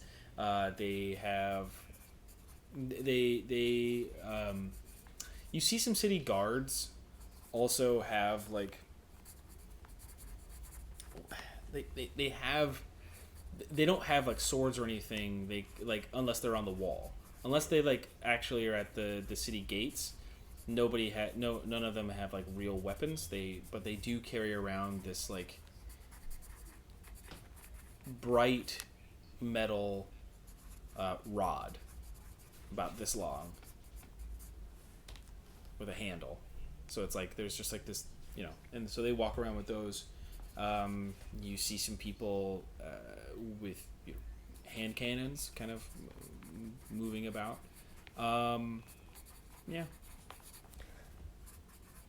I'd like to walk up to a guard that's holding one of the... Well, they're not holding it. It's just like it's resting at their side. Okay, so I'd like to walk up to one of them. Mm-hmm. Excuse me. And he's got his like visor up and hello. So I am very interested in new technology. I'm kind of trying to learn new things about them, and I don't recognize the rod that is on your person. Are you able to just tell me a little bit about it? He like looks to the partner. He's like, well, I mean, yeah, I mean, we don't know too much about them, right? But well, this thing right here, this is our well, here, stand back. This is how we, and he like flips a switch, and a beam of light like shoots out from it. It's not much longer than the actual rod itself, but it sticks out about maybe a foot. He says, well, this is mainly a tool for subduing. He turns it off pretty quickly after he turns it back on. It's not meant to harm anyone, really. It's just meant to kind of puts them down, you know. I do know. Not from personal experience, but that's really cool. Well, Wow. And like the others are like, I don't know if that's cool. I mean, yeah. Can we Oh. assist you any other way? No, but could you just point me in the general direction of the park, please? I seem to have, Which not part? memorized. Philmeyer Park. Right. Okay. So you're gonna be heading. He sort of points down. He's like, you're gonna want to head down that direction for a while. Probably like about half an hour that way. It's not that bad. Oh, no, I've run up and down 1,000 steps in, like, one day, like, 50 times. 30 minutes is, like, a brisk, very short walk. Thank you so much. Yeah. No And problem. Give me an insight check. Oh, boy, okay. 18. You get the feeling that they're watching you leave. And you also get the feeling that like it was an easy enough question to answer, but they kind of started to get maybe a little suspicious. You know, it happens. Yeah. It's my life. I'm a suspicious-looking person. Right. So is Setlali, so it makes sense. So, getting to the park, yeah, is not that hard from this location. It as you move down, it's a very lush, beautiful park. It is it's named after one of the previous monarchs of Bavasia's past. This park takes up a mile of land within the city. It's well known for its winding paths and sort of just like inner city beauty. It has I think it totes about like 4 different types of trees as like, wow, we've got these trees here. It also is, it's a little, the nature of this, of Tarrow is pretty flat. Almost like they matted it down and then built up. And these kind of have a rolling nature to them. These winding paths kind of move in with the hills, and there's a lot of places to get like lost. And there's a beautiful lake, like a small, very like it's more of like a pond, but it's just big enough to like almost be a lake. There's, so you doing anything in particular? It's just a nice park so far. Like, Yeah, no. I would like to go sit by the lake and then write all of the things, like, that I saw in my book, because I would assume that I wouldn't do that out, like, right there in the square and be like, look at all these things. Yeah, it's up to you, for sure. Like, you could have written So, this, yeah. but, like, if you would rather do that in the privacy next to the lake, then you're more than welcome Yeah. to. Yeah, so... It takes about, I'd say it takes about half an hour, no, less than that. It takes like 10 minutes. I just realized. It takes like 10 minutes to get over to like the lake, and Cool. Okay. And we're just chilling. We're just writing As things you're down. as you're writing things down, probably around a 5 minute, like 10 minutes after, you kind of get a little nudge as you're sitting on the hill from behind you, and as you turn to like see, it's like it's three people. It's like it's a man, a warforged, and a woman. The man is a gnome, and the woman is a half orc, and the warforged is a warforged. And the gnome sits here. What's she writing there? Just some things that I learned about your city while walking around this morning. Oh, you're new in town. Yeah, it's just a quick trip. Wow. You know your way around at all? I mean, how are you doing out here? So far so good. Everyone's been very kind. Are you from here? Yeah, I'm from here. The three of us, certainly from here. But we've got a friend from out of town. Oh, nice, yeah. I'm also out of town, obviously. Right. No, our fourth, she's pretty savvy, right? You know. You mind if I sit? You mind if we sit? No, go for it. Go for it. Welcome. The welcome. more friends, the better. She's just, I feel like I saw you out by the monument or something. I don't know. Yeah, it's all no, you so did. close, and, it's all one day. You are a very striking individual, is the thing, right? Striking is not the word I would usually use to describe myself or how I look. Ah. Maybe how I fight, but not how I look. Oh, you fight. Not often. I'm really bad at by it. the wrappings and things, it sort of seemed similar. It seemed potentially possible. Yeah. Yeah. No, great accessory. I like to accessorize sometimes. Yeah, I see. What about you two? What do you guys do? The Warforged, I make things happen. Somebody asks me to do something, I just make sure it gets done. Oh, And that's the woman, super cool. She's like, it's actually a pretty good answer. I guess that's what we all three of us do. And the gnome says, it's true. Our fourth, like I was talking about, out of town. Currently not out of town. What I mean to say is our fourth person is a foreigner as well. So generally speaking, they will. She likes to send us out and do some work, and boss pays it. You got to do it, and it's great. Yeah. It's great. It's a great feeling. Where's your fourth from?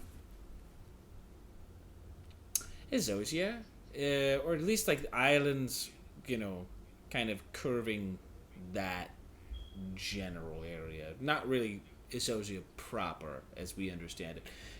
She was bound for Katsu at one time, but it never panned out. Just a lot of that archipelago kind of region, sort of in that area. What's her name?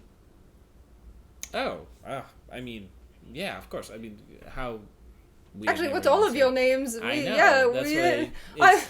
I forgive I was so me. curious as to the writing. See, I dabble. I like to. It seemed like a note journal. I love journaling. It's one of my favorite things. It truly keeps me calm sometimes. It keeps me calm as well. Yeah, especially in trying times. So Yes. her name is Colette. Is that a familiar name? No, Okay. it is not. Ah, cool. And yours? My name is Doran. This lovely lady right over here, her name is Rennie. she's like, that's not my name. It's your name though. It's a nickname. She hates nicknames. I don't get it. But she speaks up. She's it's Renfrey.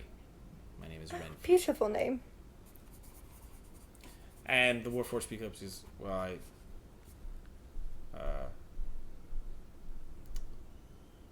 you can just call me. Did we settle on something for me? And you see the gnome like.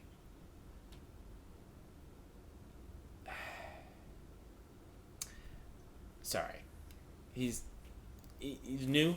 He's got some stuff, you know. Well, why don't we come up with a name together? We're already here sitting and talking. It's like we're basically friends. That's a really good thought. That actually is. I mean, have you ever had? He's like, I don't understand what's going on. I just, you're supposed to designate one for yourself, I think. I mean, yeah, usually, like, a parent gives it to you, but also, if you feel that the name that you were not given at birth is the name that fits you, you are always welcome to give yourself a new name. What makes you feel the best you? I like fighting. That's good. It's good stuff. Okay. Fighting. Alright. Ooh. My name's Bruiser. That sounds great. It sounds like it could be really fun all the time. And so the gnome's like, honestly, seeing the work the guy does, it's apt. I believe that. I hope I'm never on the other end. Yeah, and you see, and that's where this conversation, as I hate to bring it to, but there's somebody who'd like to discuss something with you, and we've been asked to do so, to bring you the fourth person, as I was talking to. Yes. If I promise to go peacefully, do you promise not to, like, hurt me? Because I don't want to hurt you guys. You've all been so lovely. Yeah. Or do you I mean, have that's to? certainly... No, that's not... It's not... Renfrey speaks up... Well, it's not part of the curriculum. No, it's not needed. If you want, you could just, like, punch me really quickly. If that's gonna make your boss feel better, like, that's perfectly fine. No, I don't think that makes her feel better. Yeah, I think we're gonna have to, if you wouldn't mind. Oh, no, let's go. So I stand up. Let's go. They sort of triangle around you, with the Warforged behind you, the gnome to your left, and then the half-orc to your right. Oh boy! And they kind of just like stand all around you as they take you south. You get to about the Midtown area, so about another half an hour goes by. I feel like I would just make small talk on the way there. Yeah, they lightly, reciprocate.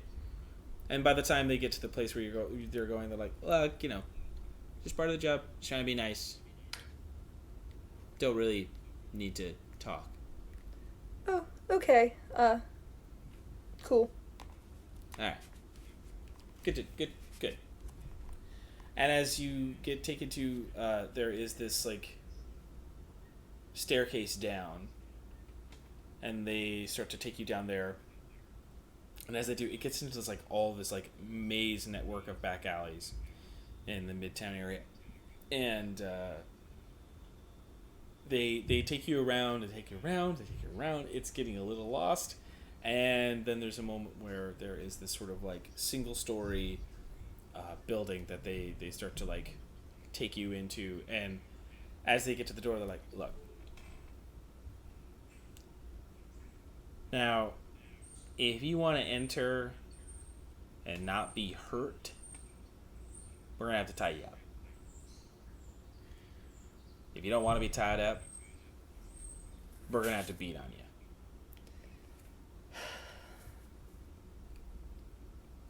Not that we like giving choices a lot of the time, but the boss said that you're kind of a special case. That's on brand for me. You can just tie me up. That's fine. And so they bind you up. Okay. But tell me they're like really bad knots so I can get out of them. As you step into the as they bind it up and as you're like stepping inside, it's very loose. It's a badly tied knot.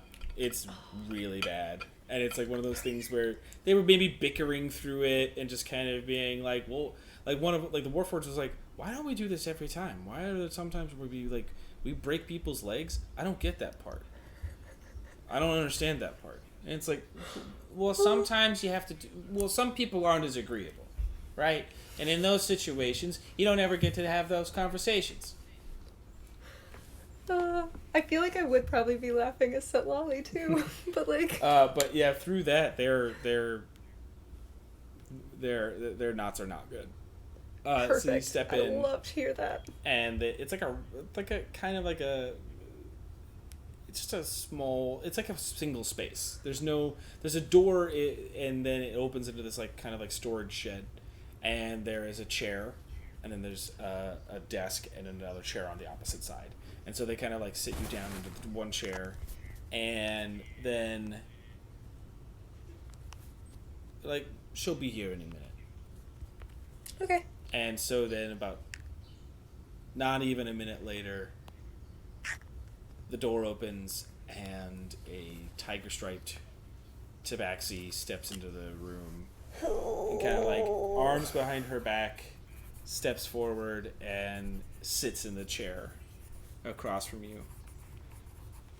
And you see her face and she's got these detailed like scars across her face.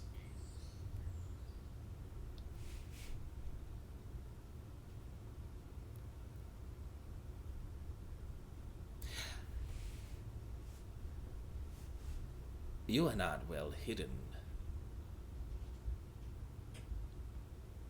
I saw you. Or at least someone saw you. Who? Works for me, walking around yesterday, today, gallivanting.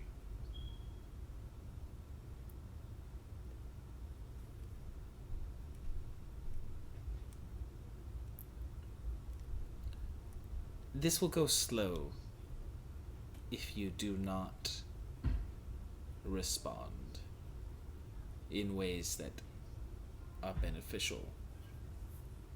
You are caught. So don't lie.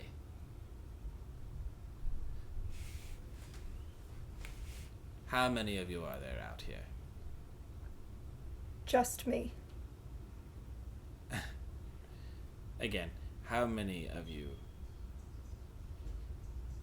Just me.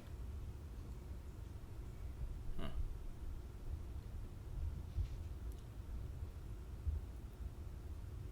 And when you were taking your, and she like takes the notes from you.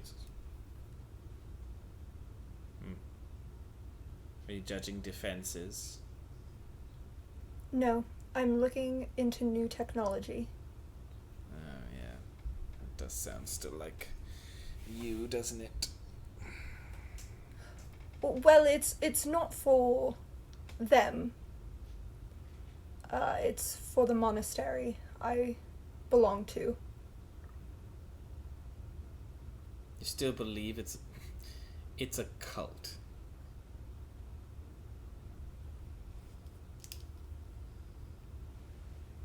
The monastery?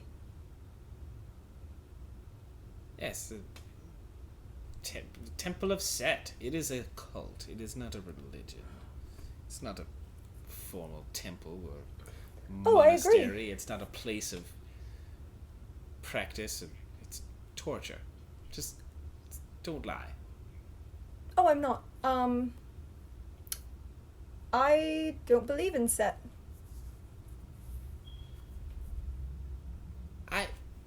I hate moments. And she starts talking to the three. I hate moments where I have to do this because I need information and this person is withholding it from me, and now I have to suss out lies.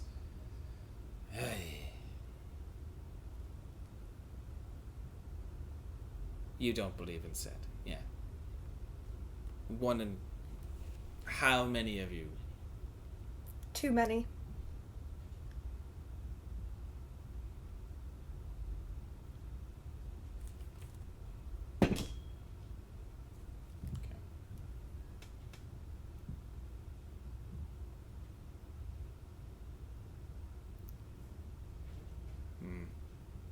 You don't believe in Set then. Fine, whatever. I need something from you. And you're going to give it to me. The location of the main temple. Do I know where that is? You would. It would have been a long time ago. It's a very, very fuzzy memory at best. There was the running through the jungle. There, it was your home. You know, it's a place that you spent a lot of time in, but would have never necessarily understood until you got on the boat. Okay. And what part of it would be. Okay.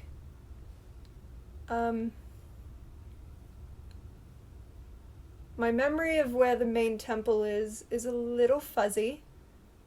I'm trying to use my hands like me, but I can't. Yeah, I'll give you the... If I can remember exactly where it is, I will give you the location the best of my ability.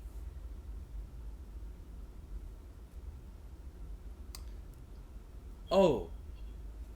Good. Can you bring in the... And she sets it down. There's this device in front of you. And she's like, okay, this... And she starts to put these, like, plugs to your head. Oh, God. Okay. She's, all right. You know, I will say this moved much smoother than I thought it would. I guess you're not as strong-willed as some of the other ones. Let's see. She, like, hits a few buttons, and it, like, starts to power on. You see this little, like, light flow up. It's like, yes, whenever you're ready.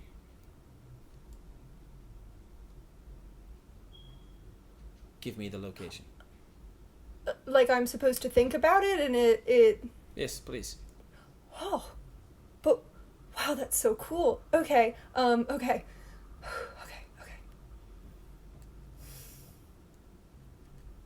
Sort of... And then I think, yeah. Distorted memory of... Other things start to seep in as well as you start to think about it, the past and how it's all muddled in together, and the ways that you were able to leave and find a way through the jungle, the path through the little town settlement that you had found, and then relative sort of like you look at the stars briefly, and so they kind of get this whole image map of a potential location. And at the end of it, you kind of come out of it. It's weird. As you were thinking it, you were almost seeing it from an outside perspective. Like you were almost watching a memory happen as you did that. And it powers down. She sits there and... Huh. Was that not what I... Was that not right? It was right. Or we will see if it was.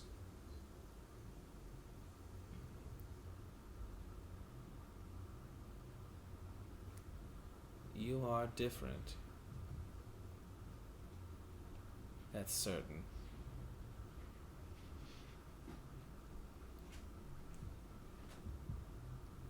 However, it doesn't change what I have to do next.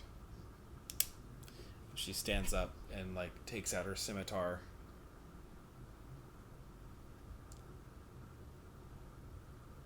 You've been immensely helpful, and I don't know how that's possible.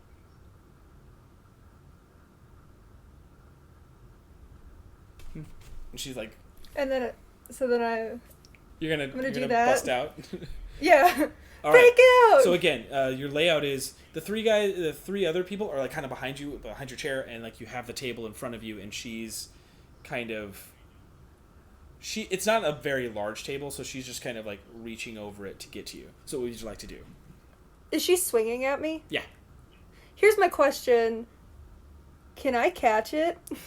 It's not. This- It's not a. It's not a ranged missile. weapon. It's not. Okay, I wasn't sure. I just wanted to be super cool and catch it. So I guess I'll just throw I'll like break and like throw the table in her like direction. Awesome. I'll count that as the attack, right? That's the first attack action. Yeah. Is like flipping the table, breaking out, and it. What would I roll for that? Or are we like? No, I'm saying you can throw it, and then she's Okay. like having to like see if it hits her. It does indeed hit her, and like pushes her over until she falls to the ground prone. But the other three are still right there, and they kind of get alerted, and they start to make moves towards you. But that was your first action, right? Like that was your first attack. So like, what else would you like to do? You still have your bonus action, you still have movement. Okay.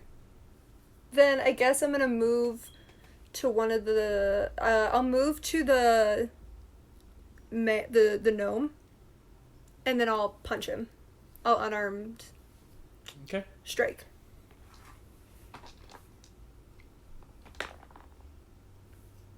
$17. Hits. Yay. I didn't think I was gonna fight anyone, so I didn't grab a D6 out of my bag. Here we go. And that would be 5 points of damage. All right. Yeah, you kind of give him a nice little pop, and he's like, "Oh!" right in the face.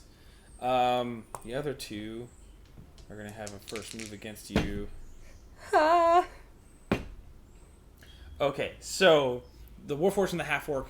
The Warforged is trying to grapple you, but you're able to like kind of like weave behind him, but that makes you semi-vulnerable for the next strike from the Half-Orc, but she kind of like just misses, and she's like taking out her dagger and like trying to get you, and it ends up actually like missing you and going right into the Warforged's back as he's like, oh. And then the gnome, like kind of reeling from his hit from you, kind of like steps up and takes out his dagger and like stabs you in the leg.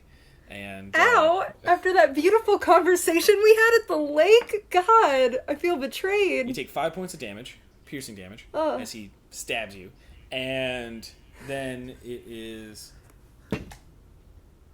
she can't get the table off, and she's just sort of like she's just not able to like push it off in a good way, so it's like it takes up like the rest of her just trying to get up again and see you, and she shouts to the three of them like, "Take her out!"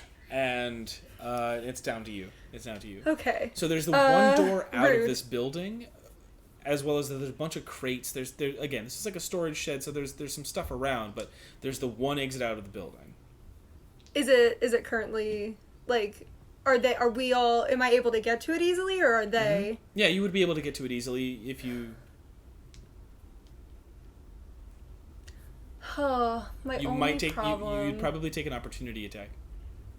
Well, that unless you follow me, and then that means that poor innocent people are probably gonna get hurt.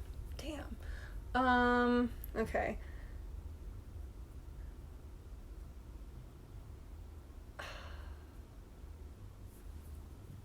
Yeah, I'm going to try to. Yeah, I'm gonna try to run.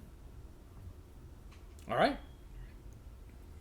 So, are you disengaging at all, or? I think I would just, like, if I can see it, maybe I run, like, backwards so that I can still see them, but I guess yes. Do you understand what I'm saying you would Yes. take an opportunity attack unless you disengage. Oh, then yeah, no. I'll disengage. Okay. Peace out. All right. Let's just think. I'm great at this.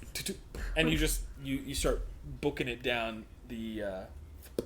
You get out the door, and you don't get to dash right now just because you used your action to disengage. But Yeah. you get out the door and start moving, and you hear the tabaxi scream, "Get her!" Like, don't let her leave. At that point, I would like to stop, turn around, and as soon as I see the first person, I'm gonna Radiant Sunbolt them. You haven't moved that far away. You're Perfect. you're only about 10 feet. No, I'm saying you haven't really No, I gotten know. anywhere. You've only moved like 10 feet away from the door. Okay, then I'm a liar. I'm gonna get my staff Also- ready to... Okay.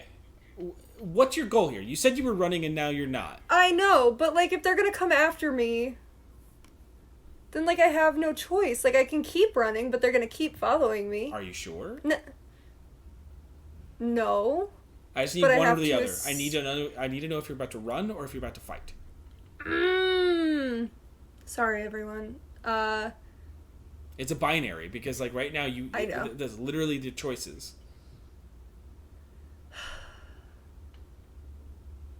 No, I'll just stick with the original plan. I'll run. Okay. All right. So how this is going to work more is like it's just it's sort of a chase sequence. So we're going to do a little bit more like North Seas where you can kind of tell you can move shit around you, and like if you want something to be there, it can kind of be there. I don't care. So like Cool. You're moving through narrow alleyways right now. You are in the north. You're in the west part of town. The Crooked Raven is in the southeast. Okay. Where do you want to go? I don't want to try to go... I want to go in the opposite direction. I want to... You want to go northwest then. You want to basically Yes. just head north through Yeah. the park because that's like Yeah. that's basically what's north from you is the park and then around the monument area. Yes. Okay. So as you're give me a survival check real quick because you're having to move through these alleyways. You're having to like rush through and you're trying to like follow a pathway that makes sense. And this was kind of a maze like storage area anyway. So like what's the 7? Okay. You are not doing well at finding your direction. But also they are not doing well at like finding you or keeping up. Like you guys are doing like this like Benny Hill type thing or like Scooby-Doo where it's like people are I was going gonna in say, one please way. tell me it's the And Scooby-Doo it's thing. like you're trying to get out of there and then go ahead and give me one more survival check. After like 3 minutes of running, you're just like I gotta find my bearings. I gotta get out of here. 18! That's it. You start to look up more and you start to realize that like this side, like to your right, there's more tall buildings and you can see them more. You're like, oh, obviously, I gotta go that way. Like so you start making your way towards that and you get up the stairs and you get back up onto the main streets. And so you're just like, how fast are you trying to run? Fast, but now, yeah, fast, like very, like Yeah, my normal it's speed. just like, and so you're just kind of like, like burst speeds through this. The only one, as like you kind of like take quick looks every once in a while behind you. The only one keeping up is the tabaxi. The other three are not able to, and you actually even see them just like, fuck it. Like as soon as you get up from the storages, and the tabaxi is just single focus, like trying to hunt you. She's still like 60 feet behind you though. Cool. So so you're moving through the streets. There's people. There's a bunch of different kind of things. What do? You're heading north, so you're not at the park yet, but like you are on your route there. I don't want to alarm. I don't think she's hurting them, so I don't think I have to. She's not really. Yeah, she's not. Because she's only focused on me. Yeah, but she's also not like being nice to people as she runs by. You know, right? Like she's like if anybody's getting in her way, she's just like shoving them and she's pushing past. So. Okay, so then I'll just like while I'm running, I'll scream, "Everybody, get out of the way! Out of the way now! Just go to one side of the street." Give me a persuasion check.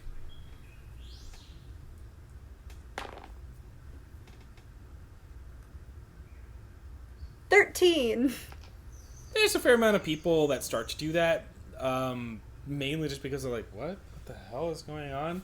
But there's like maybe one or two that actually like, oh, geez, and like step to the side. So it's somewhat effective. And it Okay. also helps you out a little bit as you're moving through. So there are a bunch of ways that you can get through out of here. Like there's back alleys or there's main streets. What are you trying to take? Back alleys. Okay. So back alleys are going to be a little bit tougher to navigate. Give me another survival check just to like make sure that you're staying on the path that you want to hit, and that you're keeping abreast of any like dead ends or anything as you like quickly look down alleyways. 12. 12. All right. There's once or twice where you almost get caught in a dead end, and you have to like quickly. So she kind of catches up a little bit. She's like at 30 feet behind you now. Like right, like so she's certainly closed some of the distance, and you start to see her like try to throw like she's like picking things up like trash and like all these other things, and she's just chucking it at you. She's trying to see if whatever she's grabbing anything. She's like there's once like she throws a dagger once there's nobody else around you, and it totally goes wide. Just like with the rate you guys are moving, she's not able to do a real attack. You know, like it's just she's not able to actually do anything about it. But she's just trying to throw whatever she can at you to get in your way. So go ahead and give me a dexterity saving throw. Or sorry, so give me an acrobatics check. Give me an acrobatics check because you're trying to move through, and you're like hopping off the walls, and you're kind of like getting out of the way of these projectiles that are coming at you. And I just want to see how successful you are. A 12. 12. She gets you like twice, and that buys her another 10 feet. So she's only like 20 feet behind you. So, but like, what would you do in return? There's a bunch of clutter. There's a bunch of things in the alleyways. There's like a bunch of crap. Like so, like what would you do? There's also like there's also like fire escape kind of like. I was gonna say, is there things. anything I could like jump onto? Yeah, there are. Yeah. There are certainly plenty of things to like jump up and get up higher. Yeah, I would like to jump on like a fire escape, then see if there's like a way I can get some like height in between us. Sure. Go ahead and roll me an athletics check. Oh, I'm not good at athletics. That would be a 3. I fall. No, you don't fall. Like it's this thing where you're trying to jump and trying to catch this first one, and you just don't. You don't even get close. Like right, like you just don't. And you just kind of you catch yourself on the way out, and you just kind of keep running. So there, you could try again, but like it was certainly. I'll try not a success. one more time. All right. You try to like. She's kind of aware of what you're trying to do now, though, so she's kind of like prepared. And so that's why I got a 19. All right. So you certainly get Because up I was there. like, oh no. So you leap up, you grab one of the bottom rings of the ladders, and you are able to use your momentum to like swing up and get into the escape, and like you kind of like dart up, and you're able to get to the top of the building pretty quickly. And as you like get to the top, you kind of look down, and she's jumped up too, and so she's like chasing right behind you, and so you start making your move again towards the park. Jumping over these roofs, I'm not going to make you roll for it. It's just like they're close enough that like they're steadily rising though, so you are getting higher as you continue on. Okay. What else? Because like she's like she gets up top, and then she's like she again tries to throw another dagger at you. She stopped running, so she loses 10 feet or she loses 15 feet on you, but she does try to make an attack at you. What's your armor class? 16. It does hit, so she's gonna do 4 points of damage Yikes. as it sort of like grazes your inner thigh. Like she gets it like between your legs. Is it the same leg? Yeah. Jeez. Oh man. I'm never gonna be able to walk again. I'm just gonna stop at this point, turn around, and hit her with Radiant some bolt. Bolt. Alright. Yeah. Hey Dice. I'm not using you because you've been bad. I need you to help me out. Oh wow, you did absolutely nothing for me. 13. Does not hit, unfortunately. Just under. She kind of like ducks under and then draws her scimitar back out, sort of seeing that like, all right, finally she's not, she's got a little bit of time, and so she starts to like.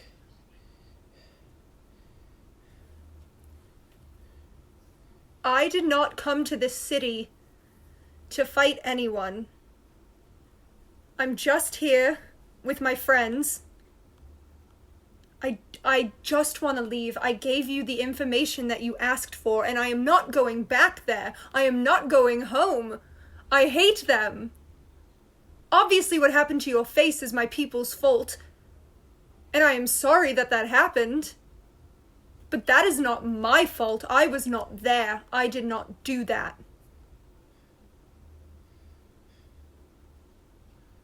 I don't care. You know what's really funny? You sound a lot like my parents. Can you give me a persuasion check?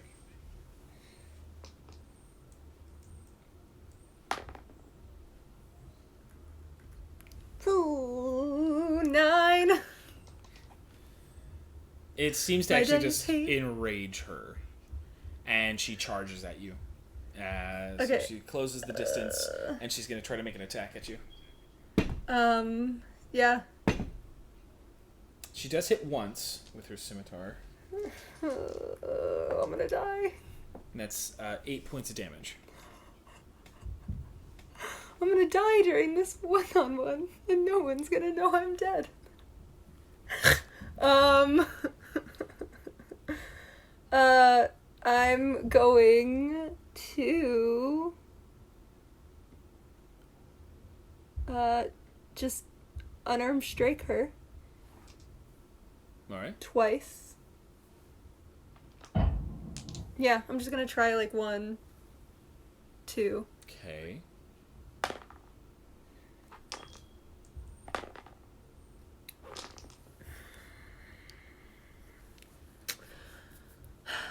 I got a 10 and an 11.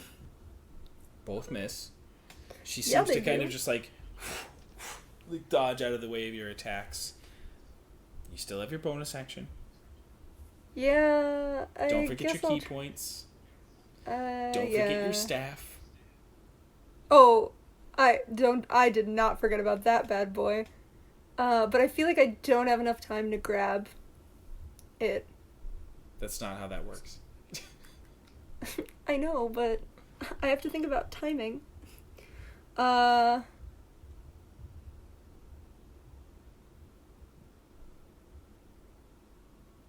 Would you like to use your key point to do 2 more hits? No, I think I'll just do Flurry of Blows and hope for the best. For right now. So you're going to do a bonus action attack. Yeah. Okay. Do it. 16. That certainly hits. Thank God. For 9 points of damage. Okay. Mixed with Thank God. the other damage you did with the table and everything. Okay. Yeah, you kind of get you get a nice crack to her rib as she steps in, and she sort of goes back into a defensive stance with her scimitar, and then makes her 2 attacks at you. Okay.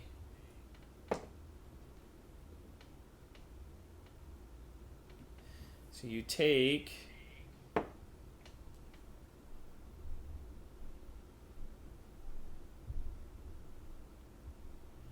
You take 14 points of damage as she critically strikes you.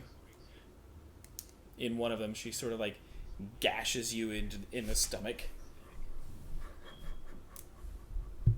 She seems to be enjoying it. Oh. It is now your turn.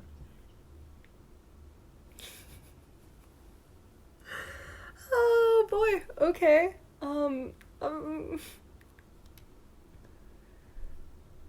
What?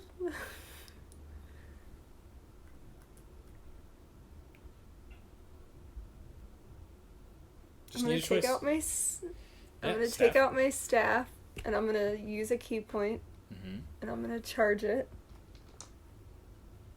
That way it makes me feel a little better.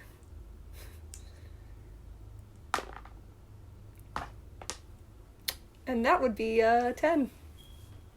Okay, don't forget, you can use the staff just like your martial arts you can, right? Like, you can still use the staff 1, 2.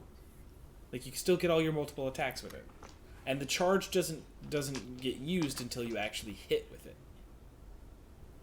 Yeah, so I guess I will try it again. For your extra attack. Yes, for my extra attack, which would be 19. That hits. What would you like to do for your bonus action? I'll Flurry of Blows it. Or, Okay. well, I already have the thing, but yeah, no. I guess I'll do...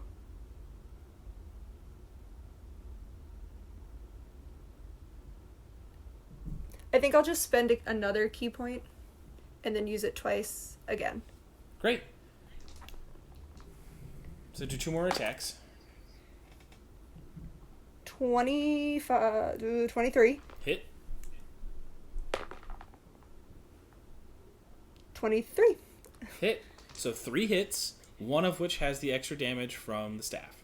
Charge. 5, 6, 10, 13, 16 points. 16 points. That's great. That's for the 14 points of damage. Ha!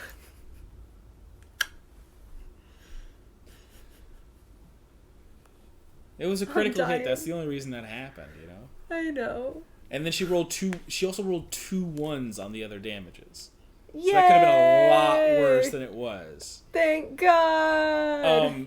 But that's good. That's a good sizable hit on her, and you start to see her kind of like wavering a little bit, but she's okay. She's sort of like seems equally on the same ground as you right now. She's gonna make her attacks. Only 1 hits, and that's 3 points of damage to you. And as a bonus action, she is going to... She is going to... What do I have listed here? There's a bonus action she can take. She's going to...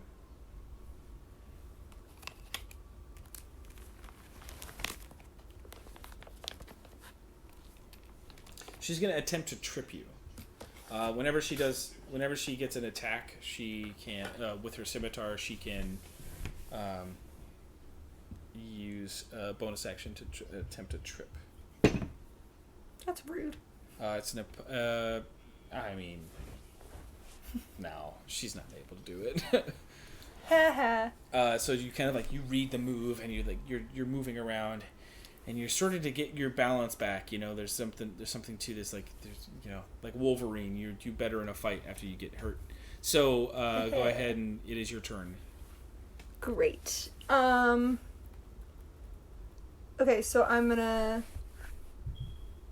use the staff once, but then I'm gonna try to unarmed strike the second time, just to kind of like do something different and like maybe catch her off guard. So the staff is 15. Hit. And unarmed strike is 15. Hit. Hype. Are you going to do anything with And your bonus then, action? yes, I am. I am gonna Flurry of Blows. If you used another key point, you could have 4 attacks. Yeah, honestly, you know what? Let's do it. Don't be precious with your key points. Why would you be precious? This is literally life and death right now, and you're like, nah, I don't know. I might need those later. You know, in the afterlife, you never know. Yeah, no, I'll use another key point, and then I'll do a fourth for words. That would also be 15. So for the third hit. Oh, I never rolled the third one. Yes, that's correct. So for the third hit, yes. And then for the fourth one, oh man, that's a 9. So at least I hit 3 times. And they were all the same number. I would have loved a fourth 15. That would have been great. So would I. Oh all right, man, well, let me just mark this key point really quickly. But that's 3 hits. Cool. That is 5, 6, 7, 8, 9, for the staff, because I just realized that adds an extra point of damage that I did not I'll add the point. do the last time. Not this. Okay. And then 4 and 7. So 11. 11, 15, and then whatever I said with, oh man. I forgot what the first one was. You said 9, right? It was 9. Yes. So 15 Yes, plus 9? Yeah, yes. All right. So 20 something. 24. 24 points of damage. There we go. I'm really good at... There Guys, you I've did. not done math since... You did it. I did. Guys, I swear I'm smart. I swear. At that, how would you like to do this? I don't want to kill her, but I'm very excited about this. Okay. So like, there's a chance where, like, yeah, you know, she's sitting there, she's trying to see, she's like, all of you must be eradicated. Okay, so while I'm swinging my staff, I'm going to say, "You're not wrong." And then while I'm punching her, I'm going to say, "But not me." Uh-huh. So, and then, You do for a the roundhouse last one- kick. Yeah, I like do a cartwheel. I do like a back handspring into a cartwheel, into a flurry of blows, and just say, and then, and I go, "So leave me alone." And after the... and she hits the... like, slides a little bit onto the roof and... knocked out. Great. God. Oh, I am tired. I am almost dead. So I am going to take her weapon. And I'm just gonna, like, put it on my person for right now. Okay. I'm not strong, but I'm going to attempt to carry her down.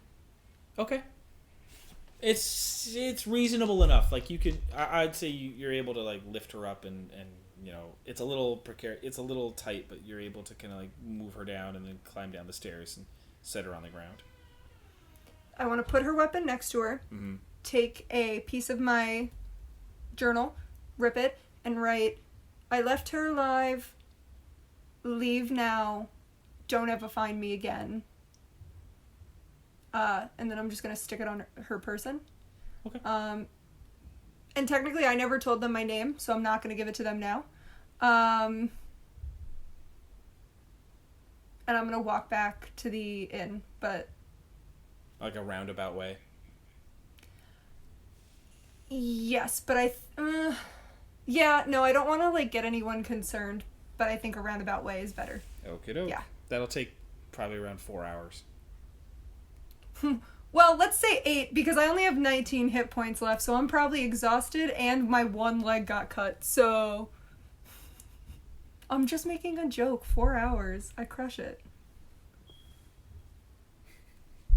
But as you move through the city, there is some sort of solace. And there's a moment where the sun breaks through and kind of, like, hits you in a very... like, it almost in a way that's, like, shouldn't have been able to break out where you're standing, and it did, and you just kind of feel more than the warmth of the sun on you. A familiar feeling, you would say? Mm-hmm. I'm just gonna point to the sun, be like... She knows what's up. I'm like, alright, I see you. I told you I would always be there for you. There's a moment where you think about to the question you asked the statue.